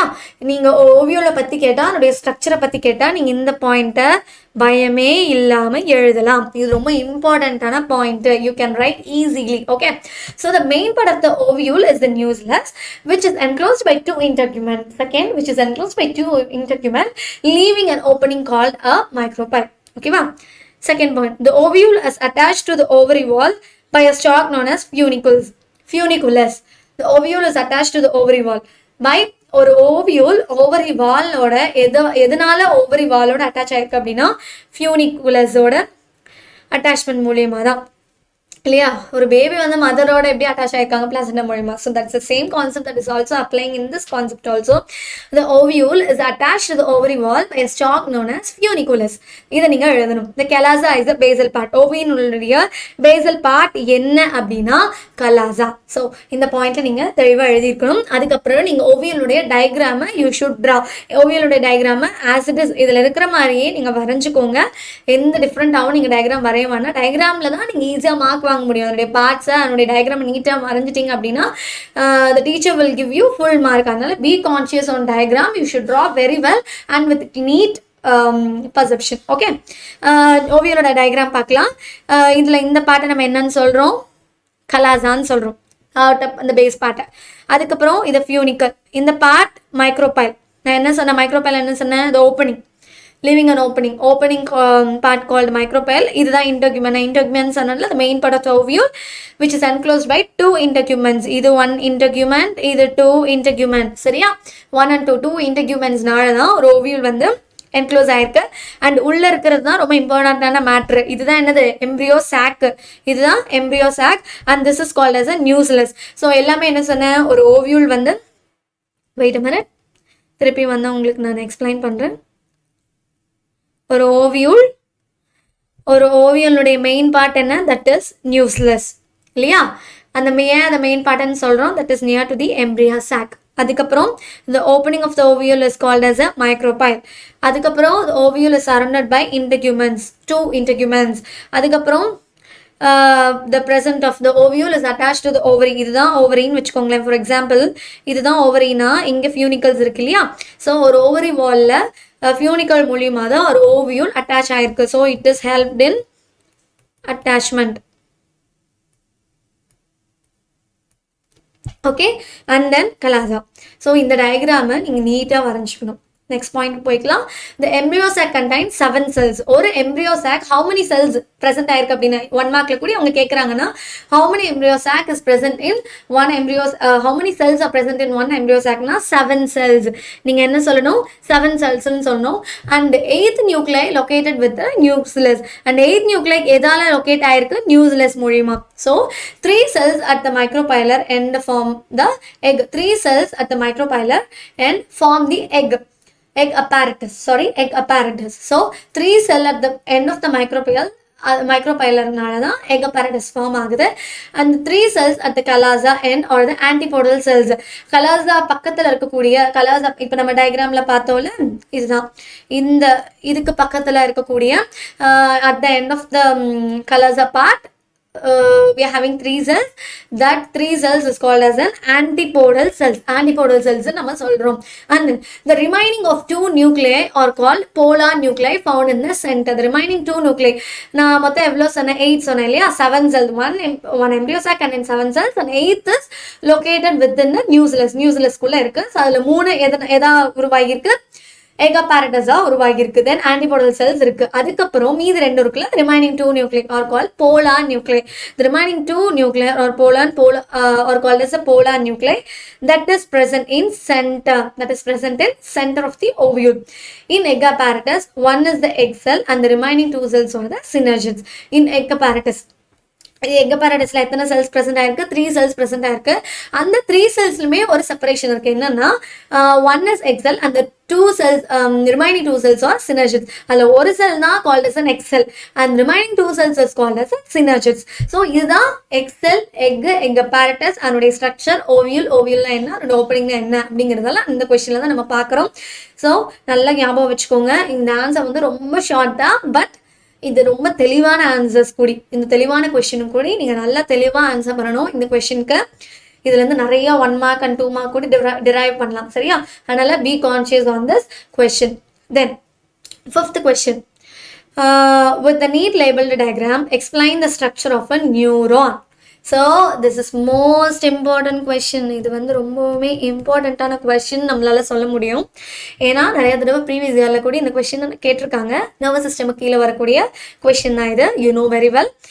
ஃபஸ்ட்டு வந்து with neat labelled diagram explain the structure of நியூரான்னு கேட்குறாங்கன்னு வச்சுக்கோங்களேன். ஃபஸ்ட்டு அவங்க என்ன கேட்டிருக்காங்க? வித் நீ டயக்ராம் தான் கேட்டிருக்காங்க. கொஸ்டின் நியூரானை பற்றி எக்ஸ்பிளைன் பண்ணுறதுக்கு முன்னாடி யூ ஷுட் ட்ரா டயக்ராம். அவங்க நீங்கள் டயக்ராமை ட்ரா பண்ணிவிட்டு கண்டென்ட்டுக்குள்ளே போனீங்கன்னா it will give a good presentation. நீங்கள் இடையில போடாமல் டயக்ராமை முன்னாடி போட்டு அதுக்கப்புறம் உங்களோட கண்டென்ட்டை நீங்கள் கொடுக்கலாம். ஓகேவா? நம்ம ஃபஸ்ட்டு ஸ்ட்ரக்சரை பார்த்துடலாமா? இந்த பாட்டை தான் என்னன்னு சொல்கிறோம். இந்த பாட்டை தான் நம்ம உங்களுக்கு ஜூம் பண்ணி காமிக்கிறேன். இந்த பாட்டை தான் நம்ம என்னன்னு சொல்கிறோம்? டென்ட்ரிட்டஸ்னு சொல்கிறோம் இல்லையா? இந்த பாட்டை தான் நம்ம டென்ட்ரிட்டஸ்னு சொல்கிறோம். இட் இஸ் நத்திங் பட் இந்த பாட்டை இதெல்லாம் இந்த ஸ்ட்ரக்சரை நம்ம டென்ட்ரைட்டஸ்னு சொல்கிறோம். இதை வந்து நியூஸ்லெஸ், இதை வந்து என்னன்னு சொல்கிறோம்? நியூஸ்லெஸ்ன்னு சொல்கிறோம். நல்லா கவனிச்சுக்கோங்க. இந்த டயக்ராமை நல்லா பாருங்க. Wait a minute.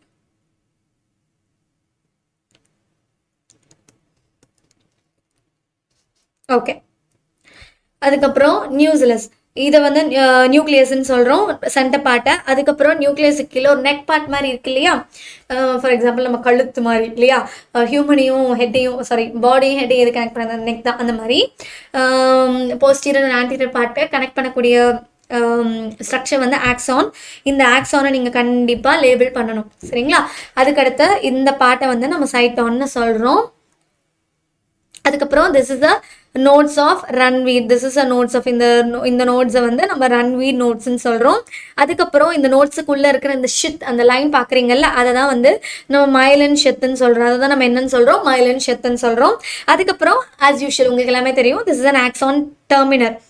இதுதான் டெர்மினல் பாயிண்ட். சரிங்களா? ஸோ ஒரு ஆக்சான் டயக்ராம் உங்களை வரைய சொல்கிறாங்க எக்ஸாம்பிள் அப்படின்னா, நியூரான் டயக்ராமும் உங்களை வரைய சொல்கிறாங்க அப்படின்னா நீங்கள் அதில் என்னென்ன மார்க் பண்ணிருக்கணும்னா, ஃபஸ்ட்டு டென்ட்ரைட்டஸ், அதுக்கப்புறம் nucleus, axon, cyton, nodes of Ranvier, myelin sheath, axon terminal part. இது எல்லாமே நீங்கள் நேம் பண்ணியிருந்துருக்கணும். இந்த டயக்ராமை நீட்டாக ரெப்ரசன்ட் பண்ணியிருந்துருக்கணும். ஓகேவா? நெக்ஸ்ட் அந்த பாயிண்ட்ஸ்குள்ளே நம்ம என்டர் ஆகலாம். A neuron is the basic structural and functional unit of the nervous system. A neuron is the basic structural and functions of the nervous system. Nervous system எப்படி வேலை செய்யுது? nervous system உடைய function process எதனால அப்படின்னா இந்த நியூரானால் தான். So it is a basic structural and functional unit of the neural system, nervous system.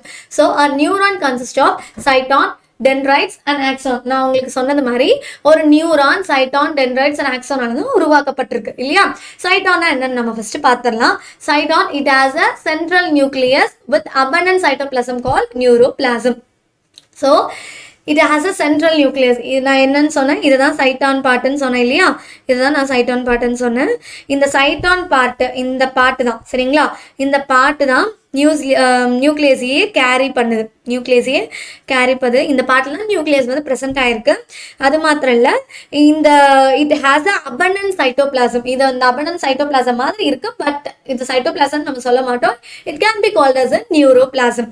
So இந்த பாயிண்ட்டை நீங்கள் திருப்பியும் சொல்லணும். It can be called as a நியூரோபிளாசம்னு நீங்கள் சொல்லணும். சரியா? அதுக்கப்புறம் dendrites. What is mean by dendrites? These are the numerous branched cytoplasmic process that project from the surface of the cell body. ஒரு பாடியினுடைய வெளித்தோற்ற ஒரு பிரான்ச் உள்ள ஒரு வெளித்தோற்றத்தை தான் நம்ம டென்ட்ரைட்ஸ்ன்னு சொல்கிறோம். இங்கே நம்ம பார்த்துருப்போம் இல்லையா டென்ட்ரைட்ஸ். ஸோ இதை தான் நம்ம டென்ட்ரைட்ஸ்ன்னு சொல்கிறோம். So these are the numerous branched cytoplasmic process that project from the surface of the cell body. சரிங்களா? They conduct nerve impulses towards the cyton. So உள்ளே இருக்கக்கூடிய பார்ட்டுக்கு ஒரு நர்வ் இம்பல்ஸ் பாஸ் பண்ணணும், இல்லை ஒரு ஒரு இன்ஃபர்மேஷனை கொடுக்கணும் அப்படின்னா இந்த டென்ட்ரைட்டஸ் மூலியமாக தான் நம்மளால கொடுக்க முடியும். So it is helpful in connecting the nerve impulses towards the cyton. That is nothing but that will carry a nucleus and with abundant cytoplasm called neuroplasm. And axon is a single elongated and slender projection. இந்த point நீங்க நல்லா understand பண்ணிக்கணும். Axon is a single elongated and slender projection. The end of axon terminates as fine branches. நம்ம பார்த்தோம் இல்லையா, இங்க fine branches பார்த்தோம் இல்லையா, இங்க நிறைய branches இருக்கு. So it is called as an axon terminal. So it will be end up with fine branches which is terminate into knob like swellings called synaptic knob. ஓகேவா? which will terminate into knob like, இங்க பாத்தீங்களா இந்த structure தான் நம்ம synaptic knob ன்னு சொல்றோம். Synaptic நாப்னு சொல்கிறோம். சரிங்களா? இந்த நாபை தான் வந்து சினாப்டிக் நாப்னு சொல்கிறோம். இது வேற ஒன்றுமே இல்லை, swelling of the terminal knob. Terminate ஆகக்கூடிய எழுத்துல ஒரு சின்ன ஸ்வெல்லிங், ஒரு சின்ன நாப் இருக்குன்னா that is called as a synaptic knob in axon. And the plasma membrane of the axon is called axolemma. What is the plasma membrane? The plasma அந்த axon வந்து ஒரு மெம்பரேனால கவர் ஆயிருக்கு. அந்த மெம்பரேனுக்கு பேர் தான் axolemma. Well, the cytoplasm is called as an axoplasm. So axon உடைய plasma membrane என்னன்னு சொல்றோம்? axolemma-ன்னு சொல்றோம். Keep it in your mind. axolemma-ன்னு சொல்றோம். அப்புறம் cytoplasm உடைய plasma membrane என்னன்னு சொல்றோம்னா axoplasm-னு சொல்றோம். ஓகேவா? ஓகே, அப்புறமா இந்த பாயிண்ட்ஸ் எல்லாமே பார்த்தோம். சைட்டான் பார்த்தோம், டென்ட்ரைட்ஸ் பார்த்தோம், ஆக்சான் பார்த்தோம், டயக்ராம்னுடைய ஸ்ட்ரக்சரை பார்த்தோம், எல்லாமே பார்த்தோம். இது எல்லாமே தான் நீங்கள் நியூரானை எக்ஸ்பிளைன் பண்ணுறதுக்கு நீங்கள் சொல்லணும்.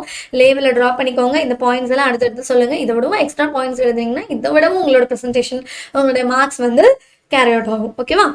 நெக்ஸ்ட் கொஸ்டின் போயிடலாமா? Okay. What is lymph? Write its function. லிம்ஃப்னா என்ன, அதனுடைய ஃபங்க்ஷன்ஸை சொல்லுங்க அப்படின்னு சொல்லி கேட்டிருக்காங்க. Lymph is a colourless fluid formed when plasma, proteins and blood cells escape into intercellular spaces in the tissues through the pores present in the walls of capillaries. Lymph is a colorless fluid. அது ஒரு இம்பார்ட்டன்டான point. லிம்ஃபை நம்ம colour ஃப்ளூயிட்னு சொல்ல மாட்டோம். Blood தான் நம்ம colour ஃப்ளூயிட்னு சொல்றீங்க.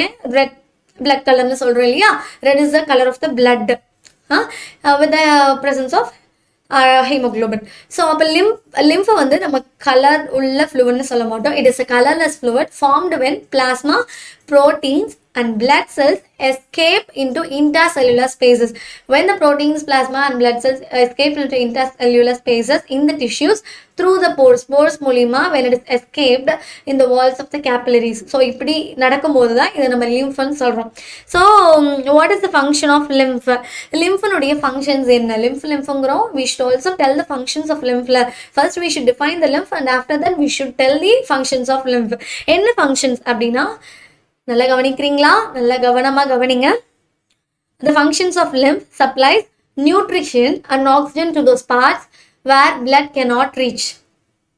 ஒரு பிளட்டை ஒரு டிஷ்யூவை ரீச் பண்ண முடியலன்னா அந்த இடத்துல லிம்ஃப் டிரான்ஸ்போர்ட் ஆகும், லிம்ஃப் வந்து ரீச் ஆகும். நம்மளுடைய ஃப்ளூயிட் கண்டென்ட், நம்மளுடைய ஸ்பேஸ், நம்மளுடைய பிளாஸ்மா, நம்மளுடைய ப்ரோட்டீன், நம்மளுடைய பிளட் செல் வந்து ஒரு ஸ்பேஸ்ல இருந்து டிஷ்யூஸ்க்கு மூவ் ஆகிறது பேர் தான் colourless fluid. That is call plasma, protein, blood cells. அதில் இருந்து ஒரு டிஷ்யூஸ்க்கு மூவ் ஆகிறதுக்கு பேர் தான் டிஷ்யூஸ்க்கு மூவ் ஆகிற அந்த சப்ஸ்டன்ஸ்க்கு பேர் தான் லிம்ஃப்னு சொல்கிறோம். போர்ஸ் மூலிமா மூவ் ஆகுது. ஸோ எந்தெந்த இடத்துல எல்லாம் பிளட்டை பாஸ் பண்ண முடியலையோ, பிளட் வந்து கேரி அவுட் ஆகலையோ, அந்த இடத்துலலாம் லிம்ஃப் வந்து கேரி அவுட் ஆகும், லிம்ஃப் வந்து டிரான்ஸ்போர்ட் ஆகும், லிம்ஃப் வந்து மூவ் ஆகும். இதுதான் வந்து functions of lymph. இதுதான் major function of lymph. Supplies nutrition and oxygen to those parts where blood cannot reach. So second, it drains away excess tissue fluid and metabolites and returns proteins to the blood from tissue spaces. Excess proteins, excess vitamins எல்லாம் இருந்தது அப்படின்னா டிஷ்யூஸ்ல இருந்து ஆட்டோமேட்டிக்காக என்ன ஆகும் அப்படின்னா இந்த lymph வந்து பிளட்டுக்கு திருப்பியும் கேரி அவுட் பண்ணி வந்து கொடுக்கும். ஸோ இதுதான் second main point of the lymph. அதுக்கப்புறம் the lymph also carries absorbed fats from small intestines to the blood. Small இன்டெஸ்டைன்ல இருந்து பிளட்டுக்கு அப்சார்ப்ட் ஃபேட்ஸை கொண்டு போய் ரீச் பண்ணும். ஃபேட்டை அப்சார்ப் பண்ணி it will absorb the fat content from small intestines and it will be get transported to the blood. It will be mixed with the blood due to the presence of lymph. So the lymphatic capillaries of intestine will absorb digested fats. Yeah, why we are saying that lymph will absorb the fat from small intestine? Because the lymphatic capillaries of intestinal villi, the lymphatic in the word you should use, the lymphatic capillaries of intestinal villi absorb digested fats. It has a capacity to absorb the digested fats that was digested in small intestine. Okay, ma'am. Fourth point, the lymphocytes in the lymph defend the body from infections. Major point, major function என்ன அப்படின்னா, இந்த lymphocytes defend body from infections. எந்த infection இருந்தாலும் இது நம்ம பாடியை protect பண்ணும். இந்த லிம்போசைட்ஸ் வந்து ப்ரொடெக்ட் பண்ணும். So these are all the important point that we are seeing in the functions of lymph. இந்த பாயிண்ட்ஸ் எல்லாம் கண்டிப்பாக நீங்கள் இந்த கொஸ்டின் கேட்டாங்கன்னா எக்ஸாமில் எழுதணும். Okay. Do plants like croton with the seventh question, do plants like croton with non, இது ஒரு கிரியேட்டிவ் கொஷின் வருதான். இந்த கொஷினை நீங்கள் எப்படி எடுத்துக்கிறீங்களோ அதை வச்சு தான் இந்த ஆன்சர் இருக்கும். ஸோ நான் உங்களுக்கு இதை எப்படி என்ன பண்ணணும், இந்த கொஷினுக்கு எப்படி ஆன்சர் பண்ணணுங்கிறத நான் சொல்லித்தரேன். இது ரொம்ப ஈஸி தான். Do plants like croton with non-green leaves have chlorophyll and do they perform photosynthesis? crotonக்கு என்ன கலர் லீஃப் இருக்கும்? கண்டிப்பாக க்ரீன் கலர் லீஃப் இல்லை இருக்குது இல்லையா? ஸோ க்ரீன் கலர் லீஃப் இல்லைன்னா அது குளோரோஃபில் இருக்குமா இருக்காதா அப்படிங்கிற டவுட்ஸ் எல்லாம் வரும் இல்லையா? அதனால ஃபோட்டோசிந்தசிஸ் எல்லாம் ப்ராசஸ் பண்ண முடியுமா பண்ண முடியாதா அப்படிங்கிற டவுட்ஸ் எல்லாம் உங்களுக்கு வரும். ஸோ அதை பற்றின கொஷின் தான் அது.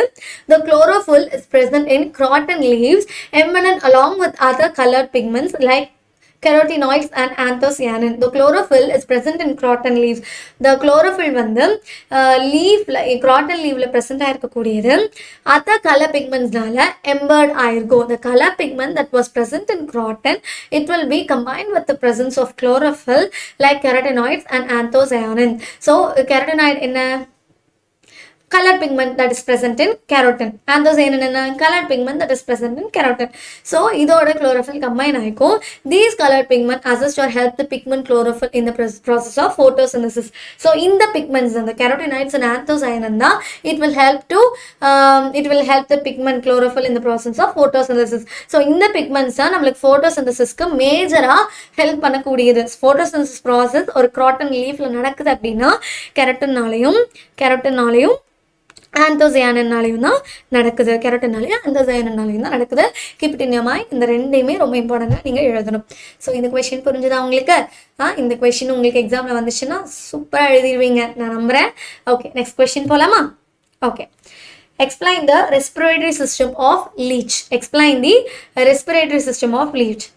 லீச்னுடைய ரெஸ்பிரேட்டரி சிஸ்டமை எக்ஸ்பிளைன் பண்ண சொல்லி கேட்டிருக்கேன். Respiration takes place through the skin in leech. So நான் உங்களுக்கு ஆல்ரெடி 2 மார்க்ஸில் டிஸ்கஸ் பண்ணோம் இல்லையா ப்ரீவியஸ் கிளாஸில். லீச்சுக்கு வந்து ரெஸ்பிரேஷன் எதில் நடக்குது அப்படின்னா ஸ்கின் மூலியமாக தான் நடக்குது. So the dense network to tiny blood vessels are called capillaries containing hemosoil fluid extend in between the cells of the epidermis. Hemosoil that is present in the epidermis that is mostly helpful for the respiration process. The exchange of respiratory gases takes place by diffusion. Diffusion மூலியமாக respiration அங்கே நடக்குது. So whatever carbon dioxide that is generated from the body, it can be diffused easily with the help of the skin. இதுதான் ஸ்கின்னா, it can be diffused easily with the help of the skin இல்லையா? அதுக்கப்புறம் oxygen dissolved in water diffuses through the skin into hemosoil fluid. ஒரு oxygen வெளியில இருந்து கிடைக்குது அப்படின்னா dissolved in water diffuses through the skin. So வெளியிலேருந்து நம்மளுக்கு oxygen உள்ளே வரணும். இப்போ உள்ளேருந்து கார்பன் டை ஆக்சைடு வெளியில் போயிடுச்சு, வெளியிலேருந்து ஆக்சிஜன் வரணும்னா அகெயின் இந்த சேம் ப்ராசஸ். ஸ்கின்னுக்கு வரணும், ஸ்கின்னிலேருந்து ஹீமோசோல் ஃப்ளூயிடுக்கு போகும். ஃபஸ்ட்டு ஸ்கின்னுக்கு வரணும், ஸ்கின்னிலேருந்து ஹீமோசோல் ஃப்ளூயிடுக்கு போகும். While carbon di oxide diffuses out. Oxygen உள்ள வரணும்னாலும் கார்பன் டை ஆக்சைடு வெளில போகணும்னாலும் இதுதான் பாத்வே. ஓகேவா? The skin is kept moist and slimy due to the secretion of mucus which prevents the skin from drying. Skin வந்து try ஆயிடுச்சுன்னா கண்டிப்பாக respiration process will be get affected. அப்போ try ஆகக்கூடாதுன்னா நம்ம என்ன பண்ணணும், அந்த லீச்சுக்கு என்ன நடக்குது அப்படின்னா the skin is kept moist and slim. So எப்போவுமே லீச்சினுடைய skin it will be like moist and slimy with the amount of secretion of mucus. So mucus presence of mucusனால the dryness will not affect the leeches in the process of respiration. So இந்த points எல்லாம் நீங்கள் கண்டிப்பாக சொல்லணும் இந்த question கேட்டாங்கன்னா. Next, write the notes for the following question. இதுக்கெல்லாம் notes எழுத சொல்லியிருக்கிற மாதிரி இந்த கொஷின்ஸ் இருக்கு. Solar cells, solar panel, solar cooker and solar thermal power plant. First solar செல்னா என்னன்னு பார்த்துடலாம். Solar cells are called photovoltaic devices which are made up of silicon. Solar cells are called photovoltaic devices which are made up of silicon that converts sunlight directly into electricity. Solar cells மூலமா நம்மளுடைய sunlight வந்து electrical energy-ஆ convert ஆகுது with the help of photovoltaic devices. ஓகேவா? So solar cells produce electricity without polluting the environment. Electricity produce பண்ணது solar cells. அந்த solar cells மூலமா environment-க்கு எந்த ஒரு harmness-உம் இல்லை. சரியா? harmful இல்லை. No harmful gases, no burning and no waste are produced in solar cells. அதுக்கப்புறம் இந்த எதுக்கெல்லாம் யூஸ் பண்ணலாம் அப்படின்னா it can be used for street lighting, traffic signal, street light use பண்ணலாம், traffic signal யூஸ் பண்ணலாம், இதுக்கெல்லாம் யூஸ் பண்ணலாம். And it can be used in artificial satellites and space probes. So artificial satellites use பண்ணலாம், space probes use பண்ணலாம். So நம்மளுடைய solar cells எங்கெங்கெல்லாம் use ஆகுதுன்னு பார்த்துக்கோங்க. It provides radio and TV transmission to remote areas. அப்புறம் it is used to calculators, electronic toys and watches. So இந்த மாதிரி effects, that mean இந்த மாதிரி importance of solar cells எல்லாம் you should write in your exams. ஓகேவா? இந்த question கேட்டா. Then solar panel, arrangement of many solar cells side by side connected to each other is called solar panel.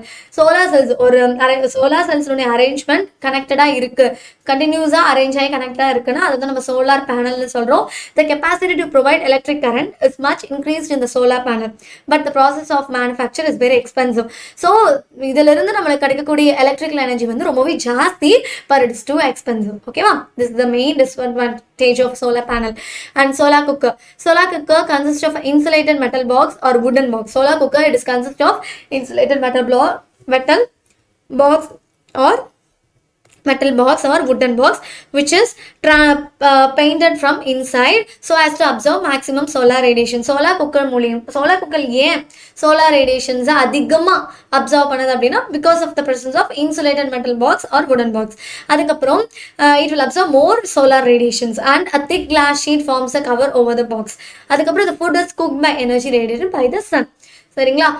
the food can be cooked in solar cooker with the help of the radiation that can be obtained by the sun. Okay, next, solar thermal power plant. This is the fourth question. In solar thermal power plants, many solar panels are used to concentrate sun rays to heat up water into steam. ஒரு வாட்டரை ஸ்டீமை convert பண்ணுறதுக்கு இந்த solar thermal power பிளான்ட்டை they are using.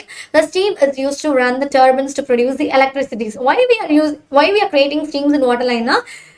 With the help of the streams, we can obtain more electricity, and the turbine மூலியமா we can obtain more electricity. The solar energy is available in our country at free of cost. In the solar energy, free of cost, low expensive and do not cause any pollution and it is a renewable source of energy. Steam நம்மளால renewable கொடுத்துட்டே இருக்க முடியும் இல்லையா? So by the act of continuous steaming, what will happen? Continuously we will get electricity. அதனால தான் இது ரொம்ப cheap, இது low cost, இது free of cost அப்படின்னு வந்து நம்ம சொல்றோம். ஸோ இந்த பாயிண்ட்ஸ் எல்லாம் உங்களுக்கு புரிஞ்சிருக்கும் நம்புறோம். நான் என்ன உங்களுக்கு இந்த இதில் சொல்லி கொடுத்தேன், சோலார் செல்ஸ்னா என்ன, solar panel, what is use of solar cooker and what is mean by solar thermal power plant. And next, write a note on types of germinal variation. Germinal variation, it is a two types, that is continuous variation and discontinuous variation. Continuous variation mean there is a small variation which occur among the individuals of a population. ஒரு population குள்ள continuous variation na என்ன அப்படின்னா it is a small variation, ஒரு small change, ஒரு small variation நடக்குனா that we can say as a continuous variation or fluctuating variation. It can be done or cannot be done. இது நடக்கலாம், நடந்ததுக்கு அப்புறம் கூட திருப்பி நார்மல் லெவலுக்கு மாறலாம். ஸோ அதனால it can be said as continuous discontinuous variation, they occur by gradual accumulation in a population. It will be occur through the moment of gradual accumulation in a population. Example, skin color, height, weight of an individual. Suddenly the animal will not give a good height, changeable height. அது கொஞ்சம் கொஞ்சமாக grow ஆகும், அது கொஞ்சம் கொஞ்சமாக mute ஆகும், கொஞ்சம் கொஞ்சமாக வேரியேஷன் நடக்கும் இல்லையா? இதை தான் வந்து நம்ம கண்டினியூஸ் வேரியேஷன் சொல்கிறோம். Then what is mean by discontinuous variation? These are sudden changes which occur in an organism due to mutations. So sudden changes which occur in an organism due to mutations or sudden change ன்னு சொல்லலாம். இது வந்து gradual change கிடையாது, இது வந்து slow கிடையாது, இது ஒரு sudden change. They do not have any intermediate forms.